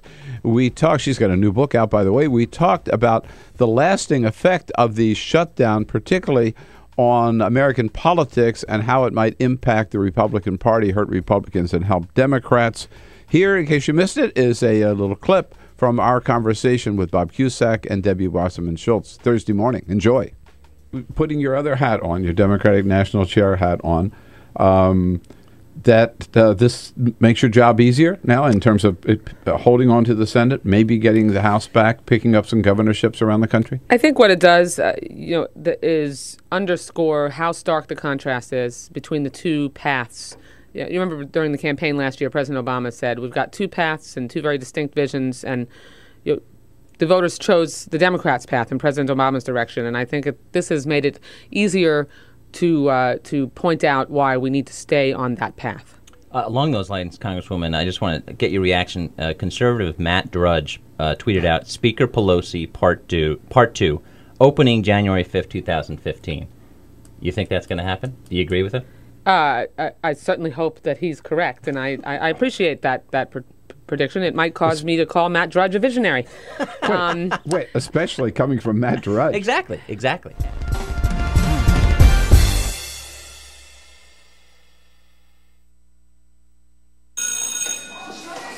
Don't look at me. Your hair's a bit frizzy today. Oh, you should pick that up. Oh, you're such a dork, loser. Here, let me help you with that. Oops. Every day, kids witness bullying. Oh, look. Your crush is looking at you. Poor you. They want to help, but don't know how. See, no one here's gonna help you, because no one Teach your likes kids how to be more than a bystander. Visit stopbullying.gov. If you drive buzzed, it could cost you around $10,000. You'll face major legal fees, major fines, and steep insurance penalties. You could lose everything. Nothing kills a buzz like getting pulled over for buzz driving, because buzz driving is drunk driving. When some people struggle with their mortgage payments, they become frozen, petrified. Not knowing what to do, they do nothing. But the people who take action are far more likely to get the most positive outcome. Making home affordable is a free government program. Call now to talk one-on-one with a housing expert about the options that are right for you. Real help, real answers, right now. Here at the GED Pep Talk Center, we have pep talkers standing by to get you motivated for your GED diploma. Text the name Terry to 69222 for a sympathetic pep talk. You show people what you really are. Or for a gentle pep talk, text the name Deborah. You know you're going to make people very proud of you. And if that's not enough, text the name Danny for an extreme pep talk. Prove everyone wrong. Show them you're the boss. Get your GED pep talk and find free GED classes. Text the name of the person you want a pep talk from to 69222.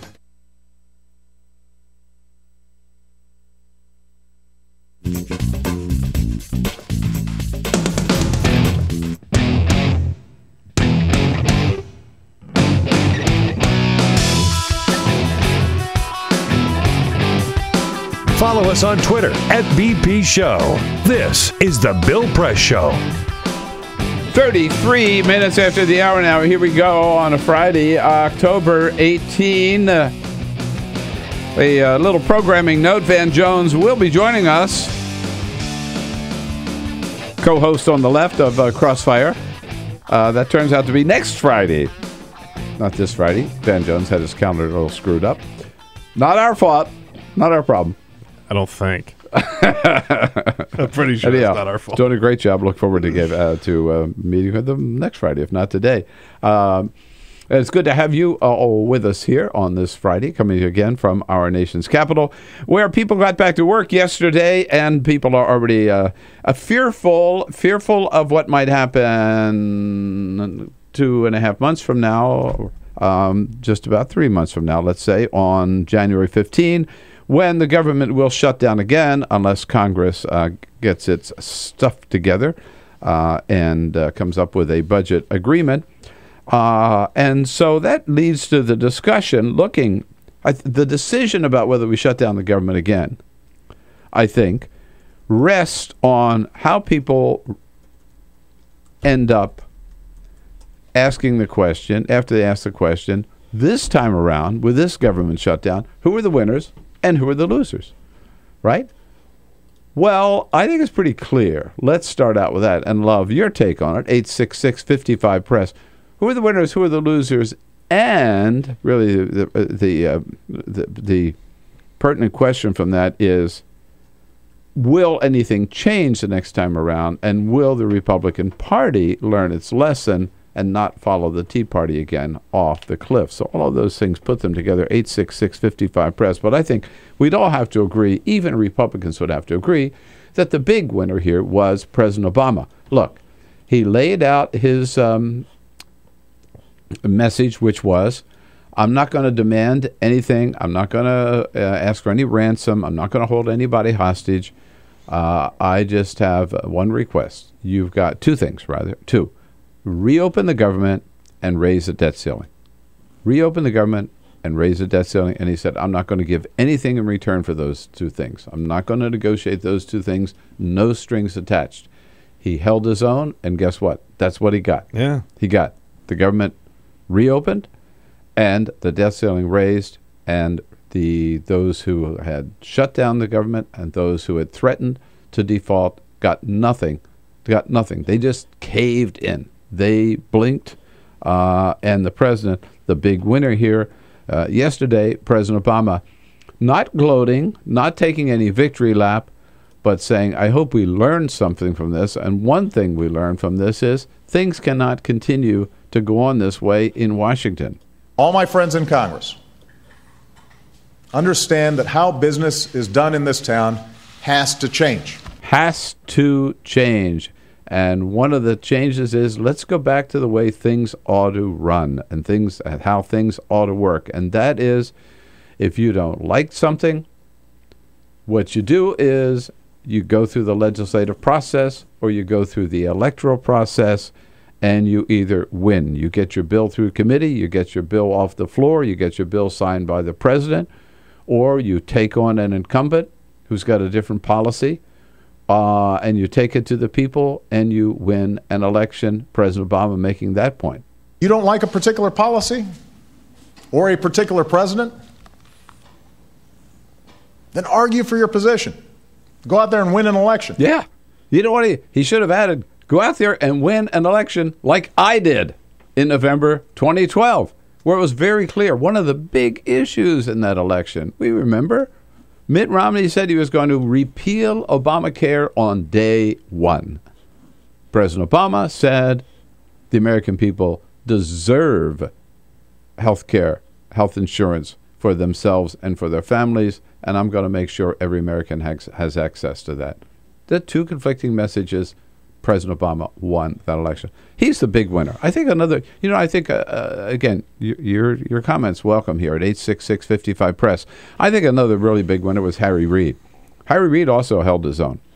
I think that's a very good point because one of the things we hear a lot on the show in past fights is Harry Reid is weak, he's limp-wristed, he can't fight for us, and he has not always been the strongest leader, but he was this time around. Yeah. He really he found his mettle, and he hung tough, and in the end he won the day, and he was able to hammer out an agreement with Mitch McConnell.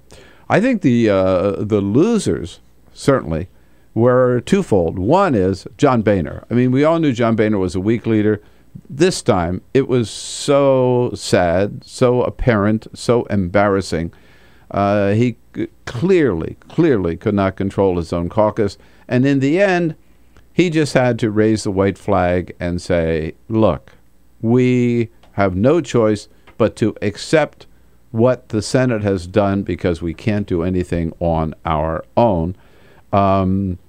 John Boehner has now become the brunt of the late night talk show, late night comics, I should say. David Letterman had fun with John Boehner's inability to control his own caucus. Here he was. The president said that John Boehner cannot control his caucus. That's what he said. So I don't know, and now today, ever since the president said John Boehner can't control his caucus, the pharmaceutical companies they immediately released this commercial. Okay. Watch this. Are you tired of waking up in the middle of the night to phone calls from angry constituents? Does passing any legislation seem impossible? That's why you need Banex. First drug designed specifically to help the Speaker of the House control his caucus. Side effects of Banex may include emotional outbursts, facial discoloration, and sudden bouts of hysteria. Like I did. Being Speaker of the House is hard. Banex can help. Yeah, we need some Banex so he controlled his own caucus. Big loser, John Boehner. I'll tell you, not everybody sees it this way, but I do. I think a big loser is Ted Cruz as well. Now, look, no doubt, in a certain way, you could say he's a winner because his standing among Tea Party Republicans went way, way high. Forget Rand Paul, forget Marco Rubio. Ted Cruz owns the Tea Party today, right? At the same time, how far does that get him in terms of 2016? In terms of being a serious player in the United States Senate?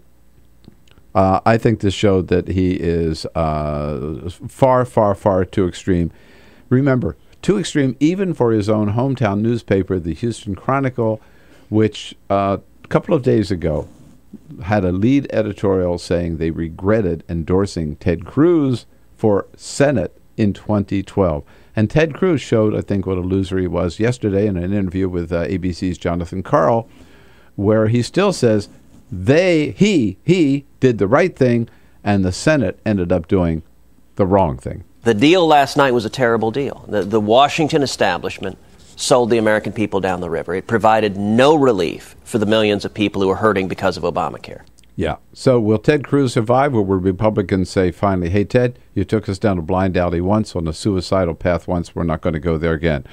Who are the winners? Who are the losers? Ann is calling from Aroma Park, Illinois on the great WCPT. Hello, Ann. Good morning. Good morning, Bill. How are you? I'm good. Thank you. Thanks for joining us. Oh, anytime. Really, just listening to you now, I'm going to say the loser is the cruiser. The cruiser is the loser for sure, I like that. And he is, I look at him and he's just so pitiful looking for one thing. But anyhow, the clear winners are the Democrats. This morning I read about how Harry Reid said that when they come back in session in January, I guess more sequestration cuts kick in, and it's going to hit the Pentagon a lot harder next year. And the Republicans have been making some noises about not cutting the Pentagon and cutting Social Security instead. And Harry Reid just shot right back and said, no, that's a stupid idea. So I just hope Harry Reid and the rest of the Democrats keep exploring and bringing forward their inner FDR, because that's what we need today. I like that too, inner FDR, yeah. No, Harry Reid has said that's the one thing he didn't get this time around, which for the time being, the government continues at the sequester level funding. And Harry Reid wanted to lift that as part of these negotiations. He wasn't able to get that, but he got everything else, and he has already made it clear that as part of this new budget committee, they're going to have to abandon the sequester level funding because across the board, again, on the military and on the domestic side, it's just a disaster. Can't continue. The loser is the cruiser. The loser I like that. is the cruiser. I The really cruiser like that. is the loser. I like it. John's in Minneapolis. Hey, John, watch on the Free Speech TV. What do you say, John? Well, I don't think much is going to change until we get money out of politics. We have to do something to put campaign spending at a limit, public financing. We have to just, the corporations and moneyed interests are so intertwined in all of this, and they manufactured the Tea Party, and they manufacture a whole movement. They buy the press too, because Fox News is essentially corporate news. So it's no wonder that we're at a crisis, because the will of the people is really in direct opposition to the will of most of these corporations. And I think that, nothing much is going to change until we can do something with that. And John, let me just jump in just in interest of time. You're absolutely right about the money in politics, but two quick points. One is we can't wait until we get the money out of politics to get involved, put pressure on, and fight for the right causes and the right things. We got to do that now. And two, if you think it's bad right now, money in politics, wait till the Supreme Court handles its new decision, the McCutcheon decision, which is even worse than Citizens United. Who are the winners? Who are the losers in this shutdown? And are we going to have another shutdown January 15? We're talking about it right here on the Bill Press Show at 866-55-PRESS. Get social with Bill Press. Like us at Facebook.com/Bill Press Show. This is the Bill Press Show.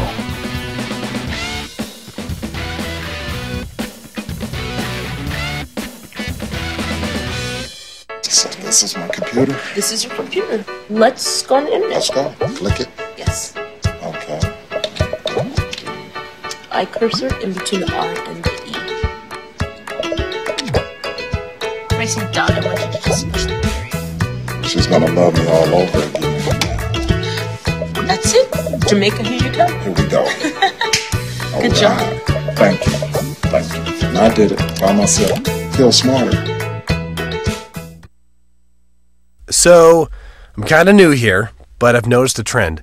My human does this funny thing where she goes around and gets all my toys, and then she hides them in that basket by the door. But it's always the same basket, and it's always in the same place. And then she acts so surprised when I find them, but, she's putting them in the same basket. Again. It's like, hello?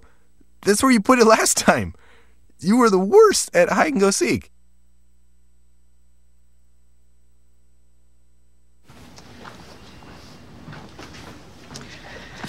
All right. I know this isn't any fun to talk about, but we should. Okay. So who's going to do what? I'll pack the dead batteries. Great. I'll only put what I don't need into a duffel bag. Perfect. That's totally unhelpful. No problem. Meanwhile, I will try to comfort everyone by speaking in a calm voice. And I'll try to get the generator going without any gas. Oh, let's not forget the cell phones, which probably won't work. Right. And who is going to handle supplies? I can forget to do a list for us. Thanks, pal. Well, I think we couldn't be any less prepared. I'm proud of you guys. Talk to your kids about who to call, where to meet, what to pack. Visit ready.gov/kids for tips and information. Hey, thanks for stopping by. You know, I followed your character since the first episode. I'm a big fan.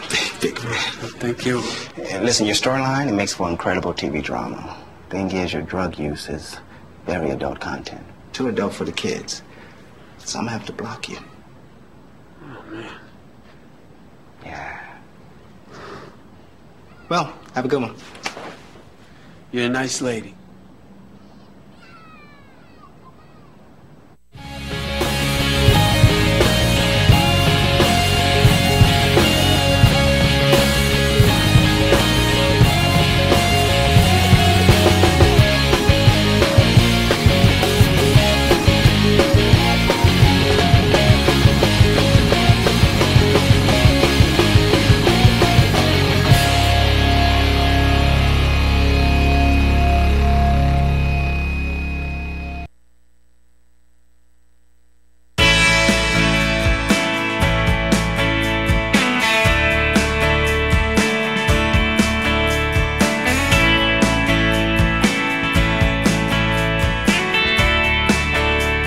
This is the Bill Press Show. Winners and losers, 12 minutes before the top of the hour here, Friday, October 18. I got to tell you, I think another loser here, and I know you're going to say, no, you're wrong, Bill, but I think the Tea Party's another big loser here.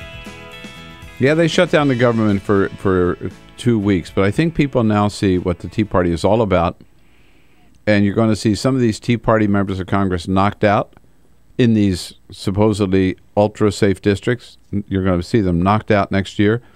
And I think the American people now have seen how extreme the Tea Party really is, and they don't like it, and they don't want it, and that the Tea Party, this will be the peak of their influence. They're going to wane from here on down.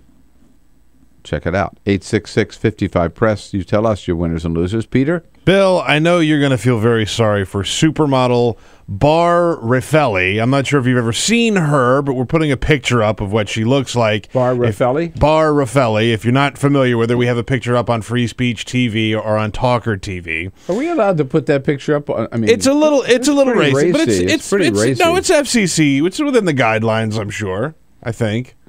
Anyway, that's what she's a supermodel. She's beautiful. Yeah, she is. She gave an interview recently where she says, I don't understand it. I can't get a boyfriend.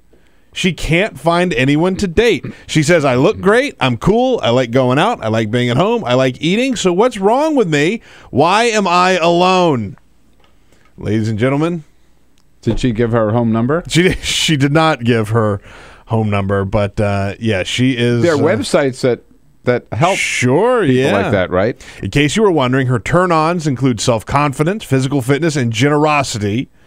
She even said her dream guy is actor Ryan Gosling.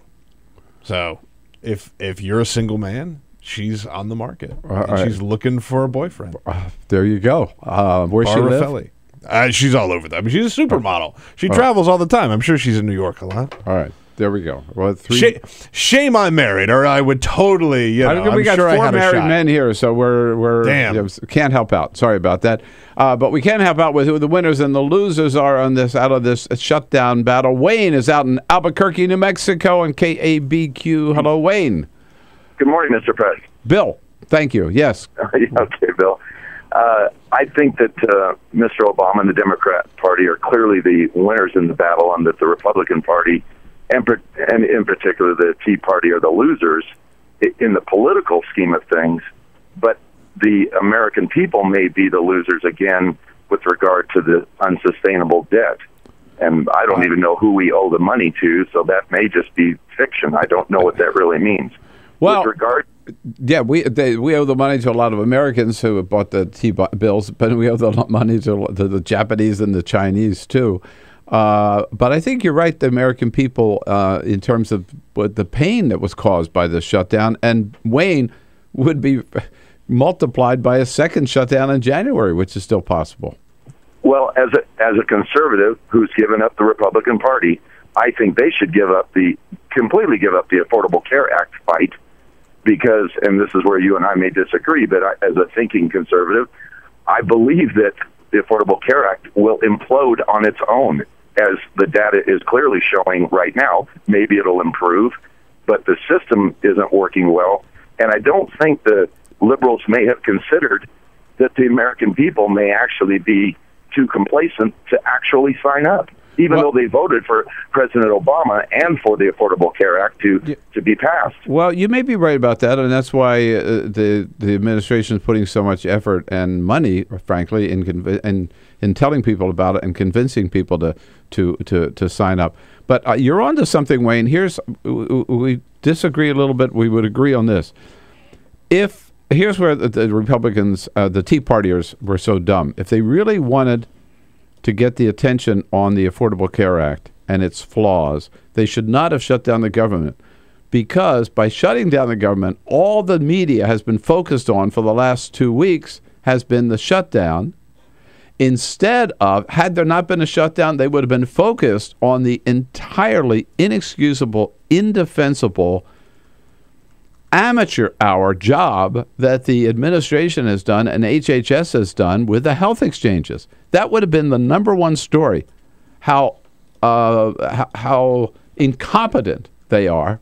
And instead, everybody was talking about the shutdown. So by focusing on the shutdown, Tea Parties did not do themselves any favor. Hey, good to hear from you, Wayne.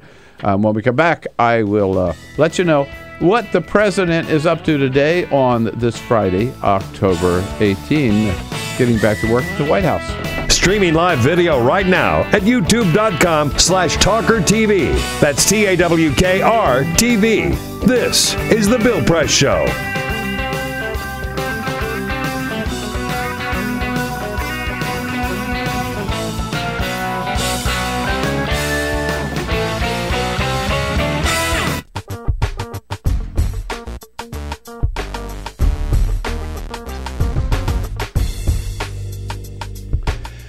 Hey, here we go. We're ready for the hour number 3. I know we're going to lose you on Free Speech TV, but fear not. You can still keep up your video screening by just going to TawkrTV. That's youtube.com/TawkrTV, TAWKR-TV. A big hour coming up. Steve Freese, independent journalist, will be here to bring us up to date on his latest work. And then we'll get into the beers, the best beers for this fall. How can you resist it? Stay tuned for the Bill Press Show.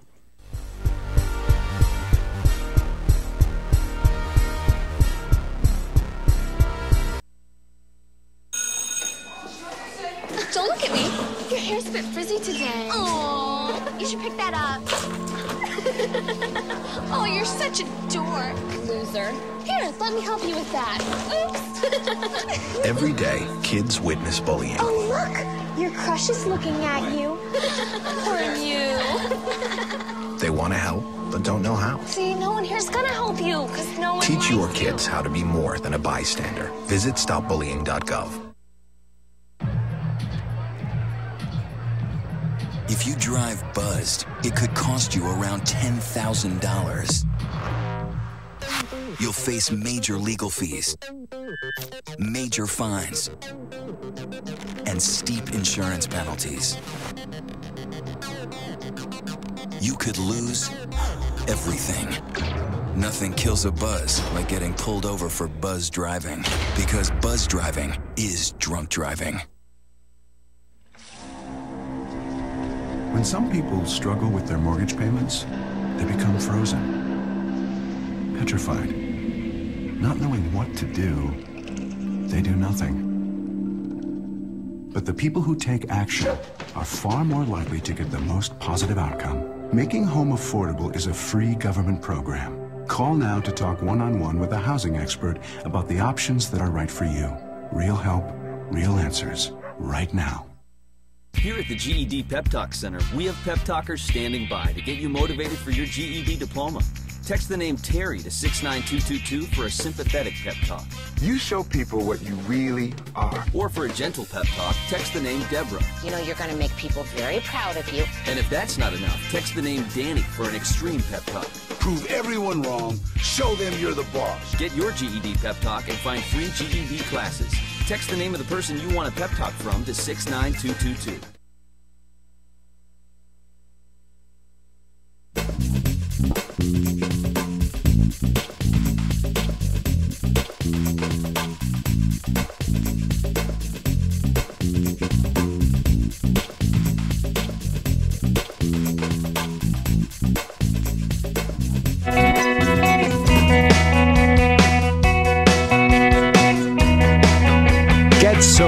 Bill Press. Like us at facebook.com/Bill Press Show. This is the Bill Press Show. All right, a big third hour coming up. Steve Fries, who's a independent freelance journalist, is going to be here in studio with us. Give us his take on the news of the day and some other important reporting he's been doing on the health exchanges and what they've cost us. And then we will kick back on a Friday morning. I mean, what else do you do, early on a Friday morning? Yeah, what else you do just before after you go to waking work? up? But you invite in the beer director of the neighborhood restaurant group, Greg Engert, who's going to be here to tell us the best beers of the fall. President Obama today gets the daily briefing, meets with senior advisors, and then he will be making a big personnel announcement naming Pentagon official Jay Johnson. He has been deputy general counsel of the of the Defense Department. He will be named as the new head of the Homeland Security Department, replacing Janet Napolitano. Big day at the White House, and another big third hour coming up of the Bill Press Show. So stay with us. This is the Bill Press Show.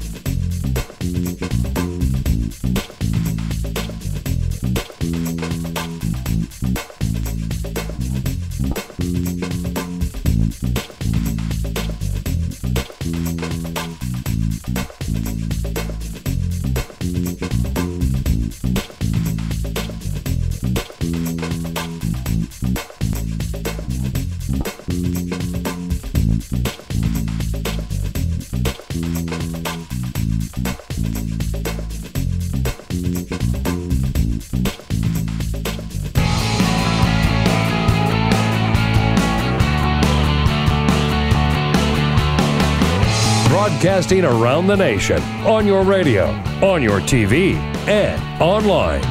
This is the Bill Press Show. Washington is back to work temporarily. January 15 could be shut down again. Good morning, everybody. What do you say? Great to see you. And welcome to the Bill Press Show, hour number 3, this Friday, October 18. Good to have you with us wherever you happen to be in this great land of ours. We are coming to you live on your local progressive talk radio station, wherever you happen to live in this great country. And we are coming to you live also through our video stream on TawkrTV. You get there by going to youtube.com/TawkrTV. We'll bring you up to date on the news of the day and, of course, give you a chance to sound off, as many of you do every day. Give us a call at 866-55-PRESS, our toll-free number. Send us your comments on Twitter at BP Show and on Facebook at facebook.com/BillPressShow. And you will be hooked up with me and Team Press here this morning, Peter Ogburn and Dan Henning. Hello, guys. Hey. Happy Friday. Good morning. Indeed. Hi, Dan. Alicia Cruz is there to grab your phone calls, and Cyprian Bolding is keeping us looking good on the video cam, our videographer for TawkrTV.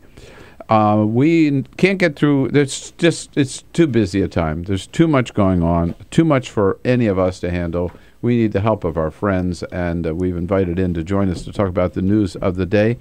Steve Freese is a freelance journalist and a professor of journalism at Michigan State University in Ann Arbor, all the way from Ann Arbor. Steve, good to see you. Great to be here. All right. I'm going to move that microphone right close to you like that. Still great to be here. You know, I was only in Ann Arbor once. It was a neat town. I liked it. Fantastic place, yeah. No, it's a lot different than Washington. You mean there are sane people there? Yeah, it's just a different environment. Just the whole ethos, the way people talk to each other. Not everybody is sort of constantly striving to move up or push somebody out of the way of something. So you've got both the University of Michigan and Michigan State there? No, Michigan State's in Lansing. But we live in Ann Arbor. So Lansing, East Lansing's about an hour away. About an hour away. Mm-hmm. Okay, good. Yeah. The one thing I remember most about Ann Arbor was the great bookstores. Of course, it's a college town. You would expect them to have good bookstores. Well, the original Borders was in Ann Arbor. Is that right? They went out of business, and so there's this big empty space in the middle of the town now that they're repurposing for some, one of these tech incubator things. But there are some wonderful little new used bookstores and stuff like that coming up. They should put a record store there at the Borders. Yeah. Yeah. Because records are that popular, Yeah, right? sure. Yeah.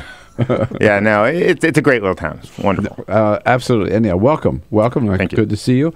We in the field of journalism, one thing that we abhor and talk a lot about is censorship. We don't want any of it. We should be able to say, even on television, we should be able to say whatever we want to say. Of course, we can't. But any form of censorship, we fight against and complain about.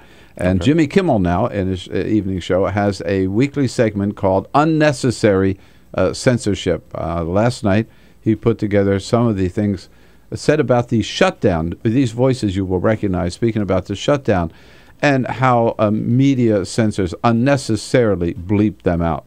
There's breaking news in Washington on the government crisis. If John Boehner can't control his cock, is anyone in charge? This whole has been completely unnecessary. He'd like to go to the White House at 3 p.m. with a in hand.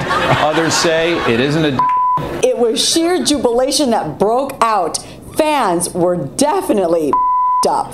See, I think as long as you stick to your principles, isn't a dirty word. After you eat till you pop, you'll now be able to till you drop. How much did Obama and Harry Reid have to fuck up Democrats?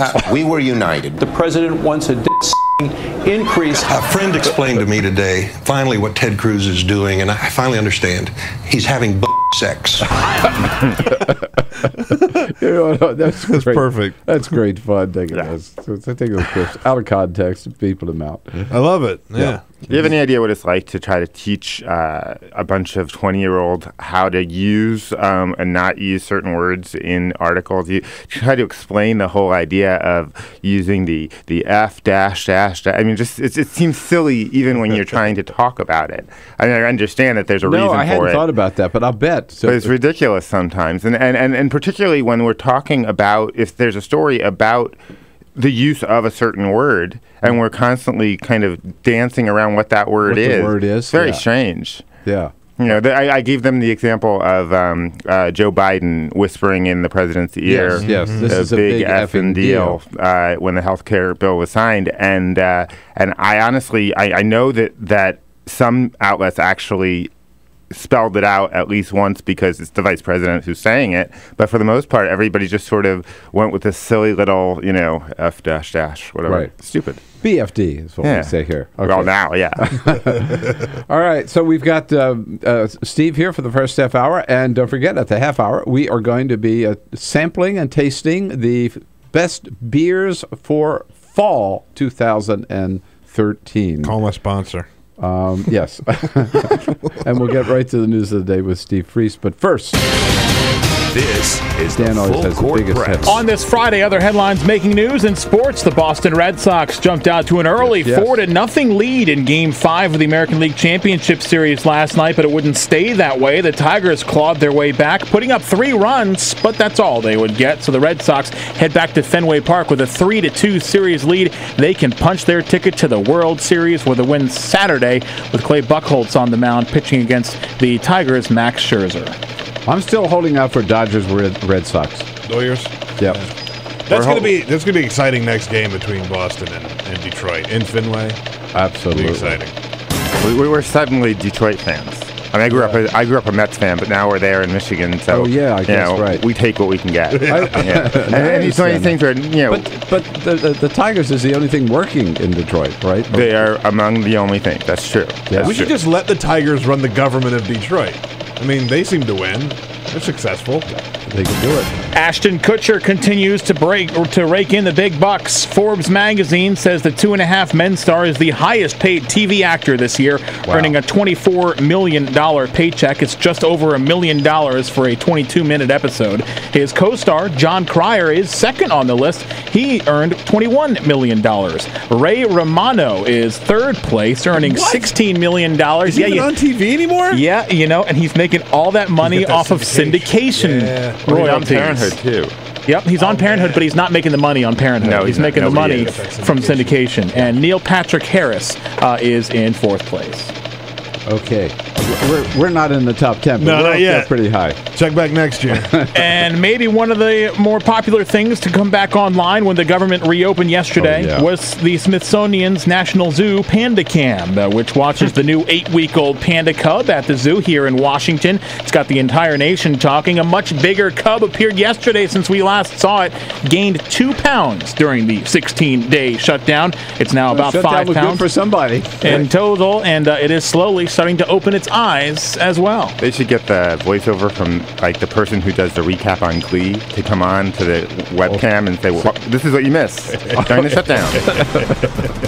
I have to tell you, the Panda Cam is big in the press household. Yeah, Carol, the Nats aren't in the playoffs, so Carol's not watching as much baseball. Right. She spends her time watching the Panda Cam.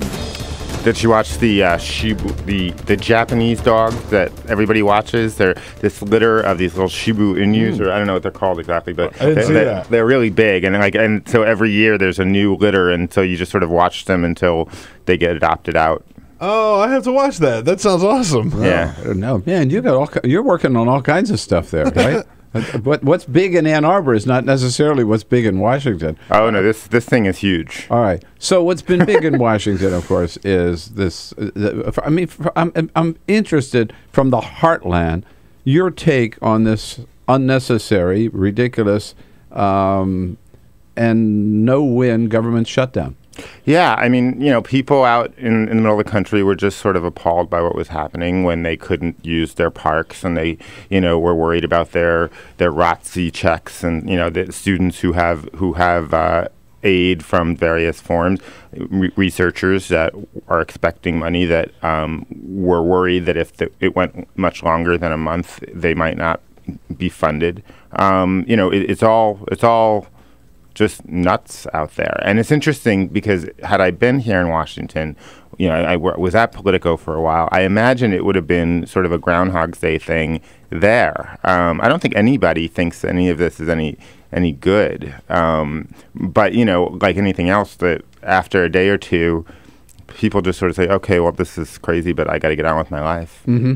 And has Ted Cruz penetrated the heartland? I mean, do people know who Ted Cruz is and what his role was in this? In Washington, we're consumed with Ted Cruz. That's all we talk about, right?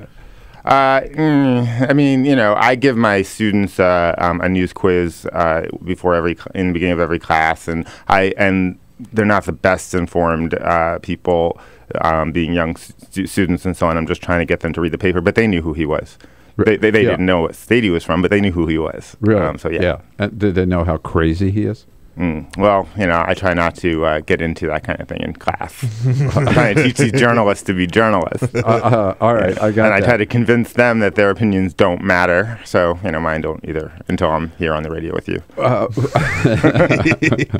Now, one of the things as journalist students that they think they could appreciate, and it's related to this, and I've been talking with my colleagues at the White House about this, that in a sense, the Tea Partiers defeated their own purpose by shutting down the government because, remember, the first day of the government shutdown was also the first day of the health exchanges. Yeah.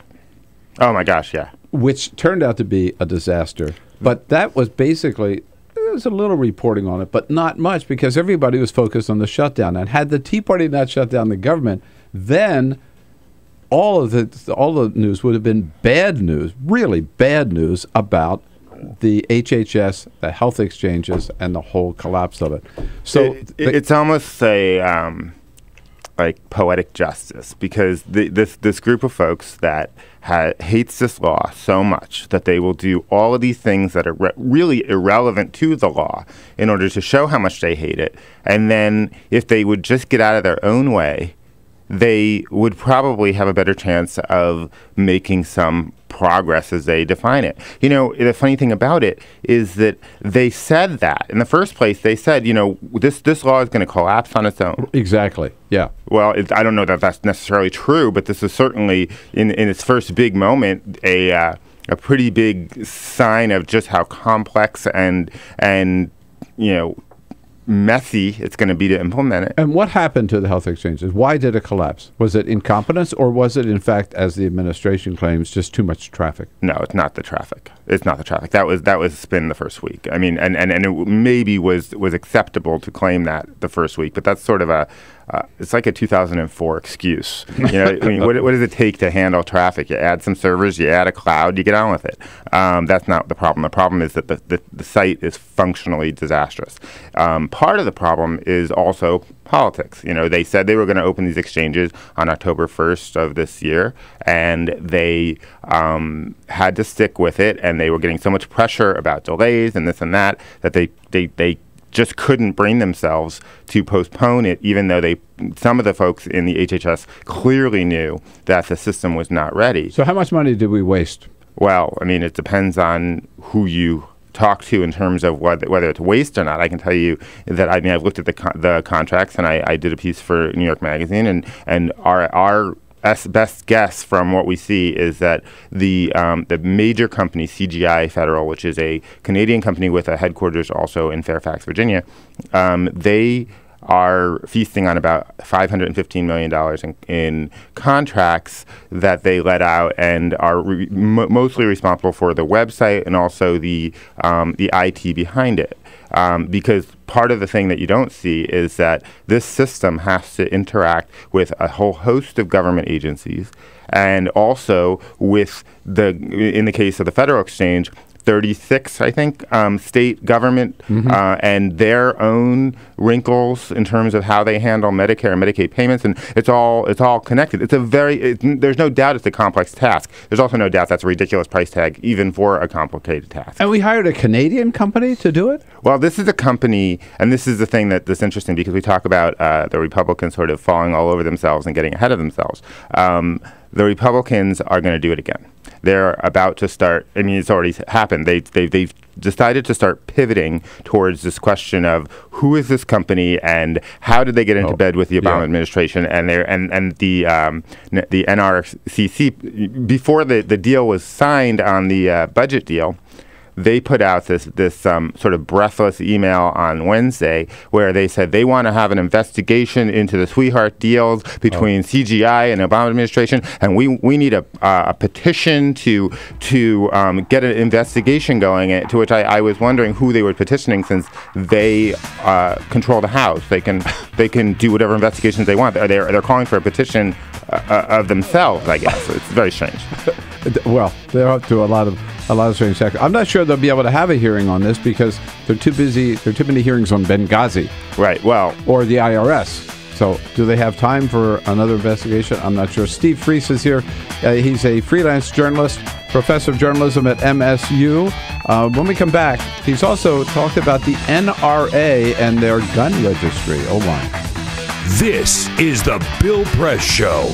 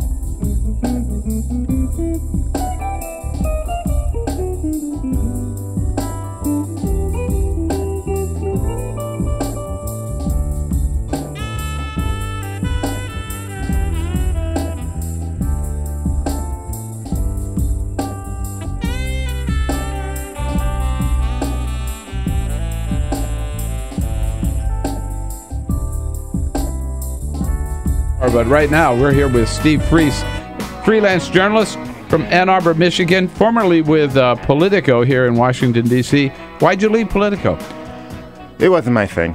You know, I came to Washington to try it out, but I'm a freelance writer, and I write for all kinds of folks, and I write all kinds of topics, and it seemed like an interesting thing to do for a little while. I mean, I went in there sort of like knowing that I was only staying for maybe a year or so. I didn't aspire to do, you know, what Alex Burns does or what John Allen does. That wasn't my interest. You don't like a boss? Is that... No, I'm not great about that either. I do like to take my naps in the middle of the day. And it does make me much more effective, and I certainly write better. So yeah. Well, so do we. So I'm almost not kidding. All right. I can't tell you how many times in the middle of the day at Politico I'd be like, God, if I only could take a nap for a half hour, I'd be so much better off. No place to go. What you have written about the NRA? So the NRA, as I understand, we just have a little minute and a half left, has its own gun registry. I thought that was a big thing about gun safety. Well, it's not a registry. It's a database. Checks. Oh, it's a database. I mean, they're not. What they're doing is they're going around the country scooping up all of the publicly available information, including databases that the government holds, you know, for hunting licenses and that kind of thing. It makes perfect sense, except for the fact that in the middle of the whole business with Sandy Hook, they got very upset about the newspaper in upstate New York that used the public database to talk about, you know, where people who own guns live. They also have, because the NRA was founded as the sort of the arbiter of gun safety, that's really where they started before they were political. They have all these tentacles in state laws around the country where in order to get certain licenses, you have to go to an NRA certified instructor.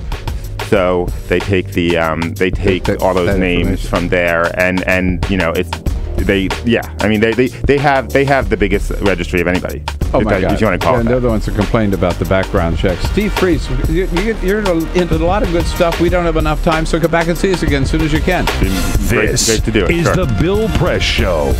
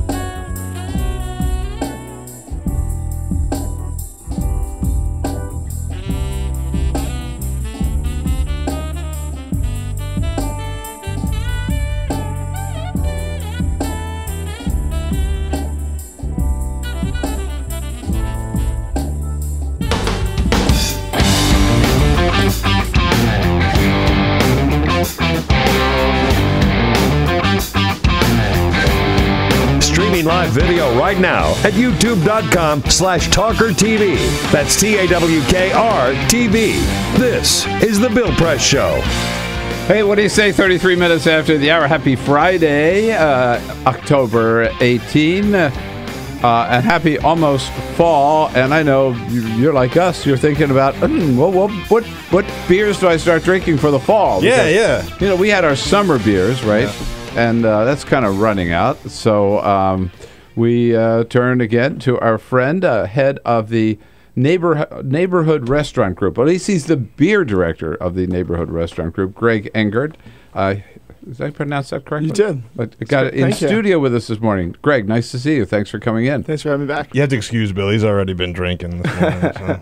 Yeah. This is a late start. The start of the show, it sounds like I have starting 2.5 hours ago. You think of when it's hot, you want a beer. I mean, in the fall, you still want to drink a beer? No, absolutely. Yeah. Oh, really? Definitely. I think it makes you probably think you sense. drink beer year round, right? Yeah, absolutely. You definitely do. It's actually pretty cool when you think about beer. Generally and historically, beer was the hydration of the people. You know, before sanitation and things like that, water sources weren't safe. So if you lived in grain-growing areas, it was by necessity to drink beer nonstop all the time. So it's definitely a year-round thing. And did beers change with the seasons? Absolutely. And do they today? I mean, and they do today. Really? And in the past, it was based more on necessity. Today, flavors change based more on what we kind of expect to drink at the time. You mentioned summer beers, right? So now typically brewers will release summer ales and lagers that are light and crisp and refreshing. And then as we move into the fall, they'll release richer, maltier beers, porters and stouts, and then stronger beers into the winter, and then we start over again. But in the old days, it was based more on just on seasonality and temperature and weather. You couldn't brew in the summertime. It's too hot. Bacteria infection would run rampant. So you'd have to brew up until March. Lay your beers down, drink them, because remember I said you couldn't drink the water. Yeah. So you'd brew in March when it was still cool. You'd store the beer in cellars and drink all the way through the season, and then only start brewing fresh beer again in the fall. And actually, that's the source of the Oktoberfest style. You know, you've seen Oktoberfest is called Märzen. So März in German is March, and March would have been the kind of the last hope for fresh brewing until the following fall. So they brew Märzen in March, drink it all throughout the summer, and then typically by the time you got to October, that beer was not tasting too great. And now they could brew fresh beer again. So the unlucky poorer people would have to keep drinking the old beer. And we think now that at the first Oktoberfest, that's what they were drinking, was basically leftover old sour beer that was brewed the previous March. And so that's why you see Oktoberfest also referred to as Märzen. They're kind of synonymous. That's fascinating. That is indeed. Now, before we get into these beers, the Beer Fest or Oktoberfest reminded me, you've got a big beer fest here in Washington, right? Yes. Tomorrow? It is tomorrow. It is a giant beer fest. It's called Snallygaster. This will be our second annual. Snallygaster? Yeah, it's a monster of a beer fest, believe it, from the festival itself to setting it up. And Snallygaster is one of these kind of these old creatures, myths said to come down and kind of terrorize the people of Northern Virginia. In like the 19th century, and so we decided this would be an appropriate name for a beer fest with 200 different beers on tap. 200 different beers on tap. Yeah. Whoa. We did 150 last year, and I guess I wasn't satisfied with that, so it wasn't hard enough to do. At this rate, man, it was too easy. You're gonna burn out pretty quickly in a couple of years. So it's here in Washington D.C. Yes, it's at Union Market, actually, which is one of my favorite places. It's a beautiful place. I love so the cool. Union Market. Yeah. Love it. Been there many times. I did tell all my friends to go there. It's great. It's great. Have you ever been to Red Apron? In there? There? I've been everywhere. That's part of our group. It's, it is? Yeah, neighborhood restaurant group. Red Apron. Great. Nathan Anda is the chef there. He's our butcher and our charcuterie maker for the company. They're the best sandwiches around, and I get to do the beer list there. But you also have all the beers there. Yeah, exactly. I should have known that was your place. Yeah. No, it's pretty cool. Right, it is. The whole place. So if you're anywhere in the Washington area, Union Market. All right, let's drink some beer. Sure. Where do you start? Well, I guess we should probably start with the Oktoberfest beer that I brought. And I brought one of the now classic American craft versions. It's called Victory Fest beer. This one? Yeah, this one right here.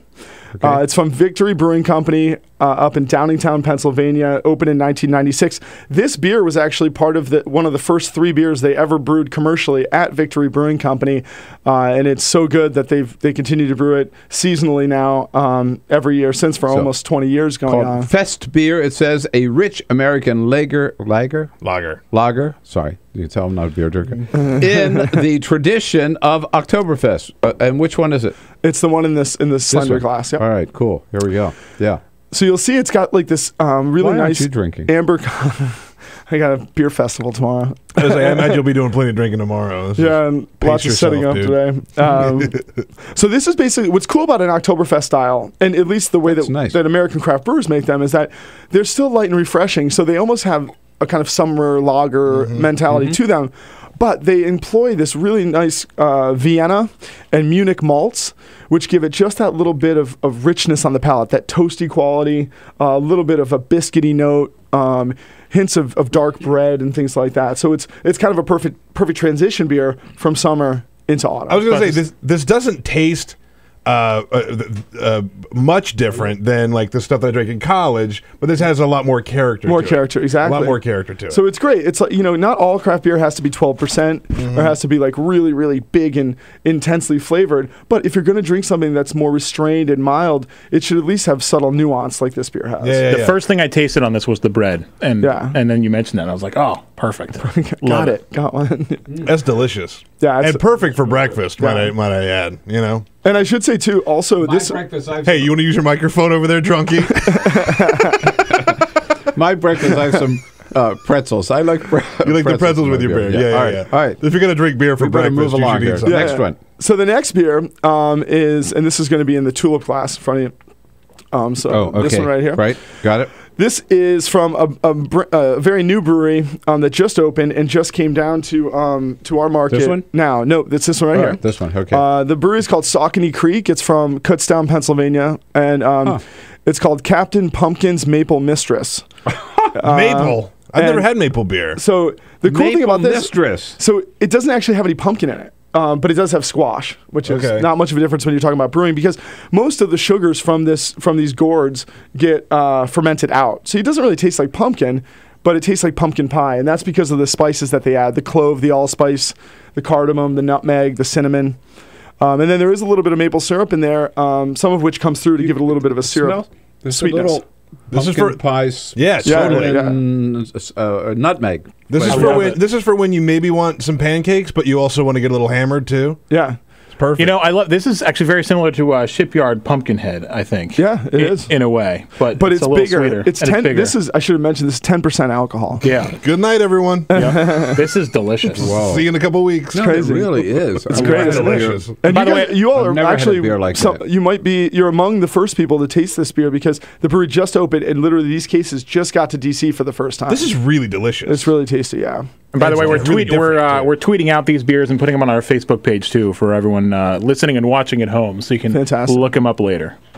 And I should mention I've never tasted a beer. I mean, that's really it's almost like a dessert beer. Oh, absolutely, it's a dessert beer. Yeah. And then nothing says autumn like that. You know what I mean? It's like, it's beautiful. Boy, for Thanksgiving dinner, pumpkin pie. There you go. And they go down really easily when you have the in-laws over. So both of these beers, actually, too, Victory Fest beer and the Captain Pumpkin's Maple Mistress, we will have on draft tomorrow at Snallygaster as well. So that's kind of a cool thing. And I should also mention too, the Snallygaster gets started at 1 p.m. tomorrow. And you can just come to the gate. We have tickets still available. Just show up. It's going to be something. Are you guys coming or? Yeah, I'm going for sure. Awesome. I'm going out of town today. Otherwise, I would be there. Yeah. No, we tweeted out a link, by the way. If you want to find out more, find us on Twitter at BP Show. We gave a link right to Snallygaster. Awesome. It's got all the questions answered there. Great, so great. Tickets. All right, we have a third Last beer one. here. So this is kind of a homer pick. I have to admit. We are in the process, the Neighborhood Restaurant Group, of opening our own production brewery. It's called Blue Jacket. It's located in Navy Yard, and it's about 2 blocks from National Stadium. We've been working on this for right down the street from here. Yeah, it's not far at all. We've been working on this for years now. The build-out's taken about a year, and we should be opening in less than 2 weeks down there. So, whoa, really? Yeah, so it's coming up quick. It's really exciting. And in the meantime, what we've been doing for the past year and a half or so is traveling all over the country and even to Belgium, brewing beers with other brewers. So this is a beer that we brewed with Stone Brewing Company and 10 Barrel Brewing Company at Stone's facility in Southern California. It's called Suede, and it's actually, you can find it around town now in Northern Virginia, Maryland. It's got a good, big distribution behind it. Suede, it's an imperial porter, so strong, rich, chocolatey, coffee-ish, but smooth and silky as well. And then we incorporated calendula flowers, jasmine, and a little bit of avocado honey to the beer. Oh my God. That is wild. That is so good. Escondido in San Diego County. Yep. That is so good. That's remarkable. Isn't that good? It really is. Yeah, so we Screw brewed this coffee. over I'm the getting rid of summer. coffee and drinking this instead from now on. Oh my, yeah. It's kind of decadent. I Yeah. have a phone. Microphone. You're on the radio, you know? Is that right? Well, I put it aside because I'm chewing on a pretzel. I don't want people to hear that. But that's really good. And really different. Yeah, It's a really, really different It's beer. singular, I think. It's got those cool floral notes in the nose, but then it folds into that really just silky, smooth richness on the palate. All right, so how do people, on our website, right? Yeah. BillPressShow.com, you can find out about all of these. And if they want to reach you, the website, snallygasterdc.com. That's it. You got it. And that's about all. We'll have about all these beers and Yes, more, indeed. right? Yeah, 200 more. Yeah, 197 more beyond these three. snallygasterdc.com. Don't ask me how to spell snallygaster. We got the link up on our website and on Twitter at BP Show. Check it out. Greg Engert, Neighborhood Restaurant Group. Thank you so much for coming in. Yeah, and thanks for your great work. I'm telling you. It's exciting. Washington, D.C. with this new down the Navy Yard. We want to be there for the opening. Yeah, you will be. You're on the list. All right, excellent. We got it. Thanks, we'll be Greg. right back here on the Bill This Press Show. is the Bill Press Show.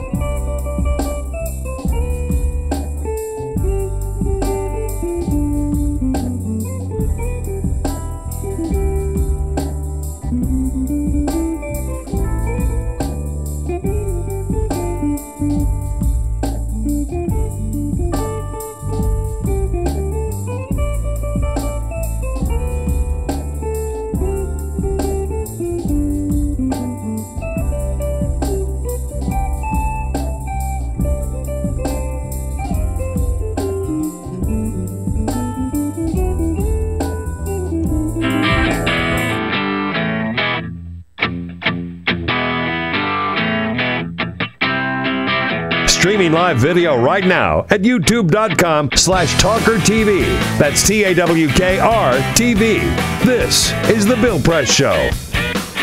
All right, let's have another beer. No. We go, here we are. Show you how versatile we are at 12 minutes before the top of the hour. We go right from beer to Friday. Cutting you off. Not yet. Clips of the week. Yes, indeed, we like to look back at our favorite sound bites of the week, share them with you, and have a couple of laughs. We start at the bottom, work our way to the top. The new movie, Gravity. Saturday Night Live showed, problem with gravity when the government is shut down. Number 5. Houston, come in. We're flying blind, Houston. Houston, we need you desperately, Houston. Please. Please. Somebody. Nobody answers the phone until a while. Hello? Hello?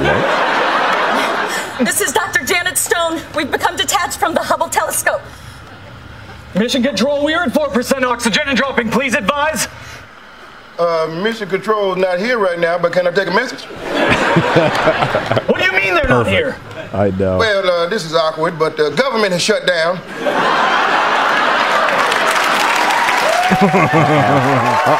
Uh-oh.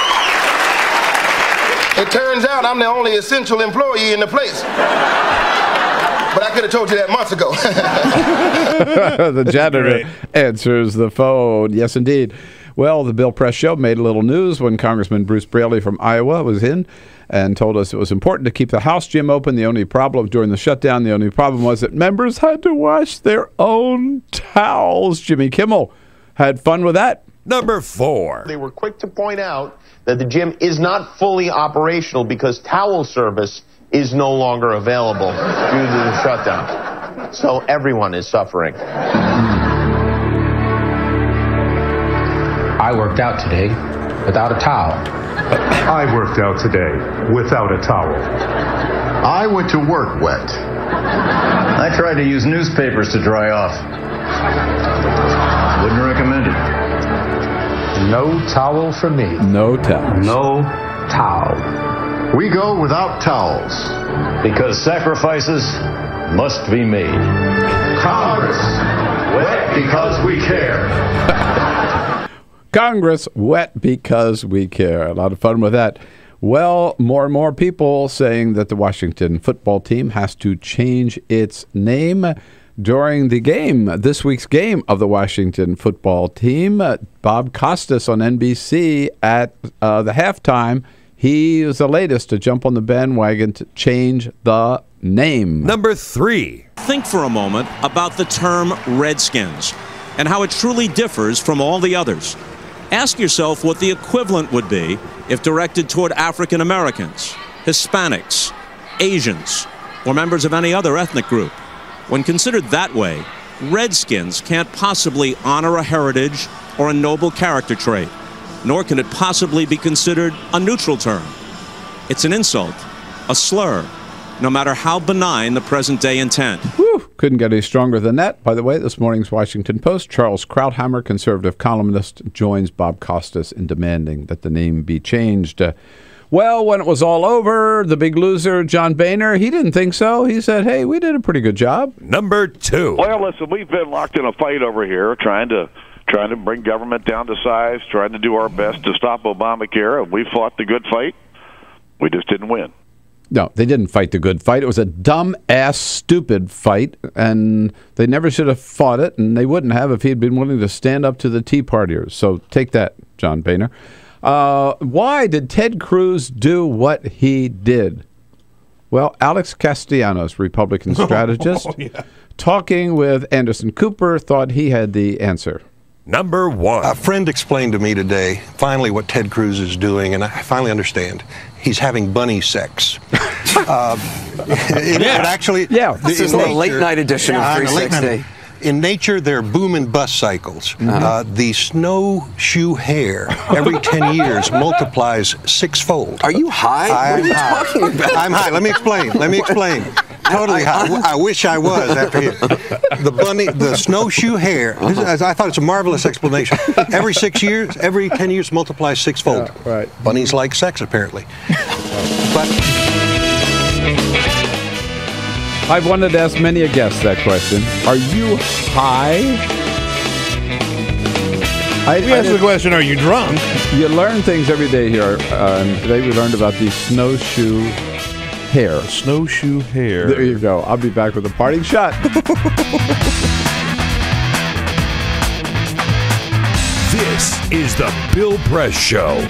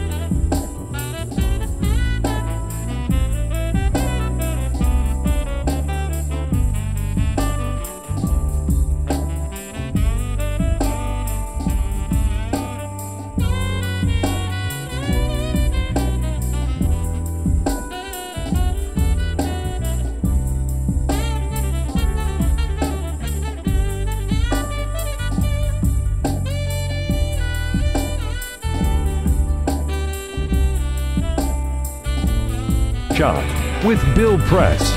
This is the Bill Press Show. Well, no doubt the Republican Party was the big loser with the government shutdown. 53% of Americans blame the Republicans for the shutdown, and only 24% have a favorable opinion of the party. But also, no doubt, what was bad for the party was good for Ted Cruz. Yeah, his approval rating among Tea Partiers soared from 47% to 74%. He raised $800,000 for his PAC. He won the Value Voters straw poll, and 2 million people signed up for his website. Not bad for a man who never held elective office before and who's been in the Senate for less than a year. But pretty soon, Republicans have a big decision to make. Government will shut down again on January 15 unless Congress acts to keep it open. Will Republicans follow Ted Cruz on another suicidal mission, or will they finally come to their senses?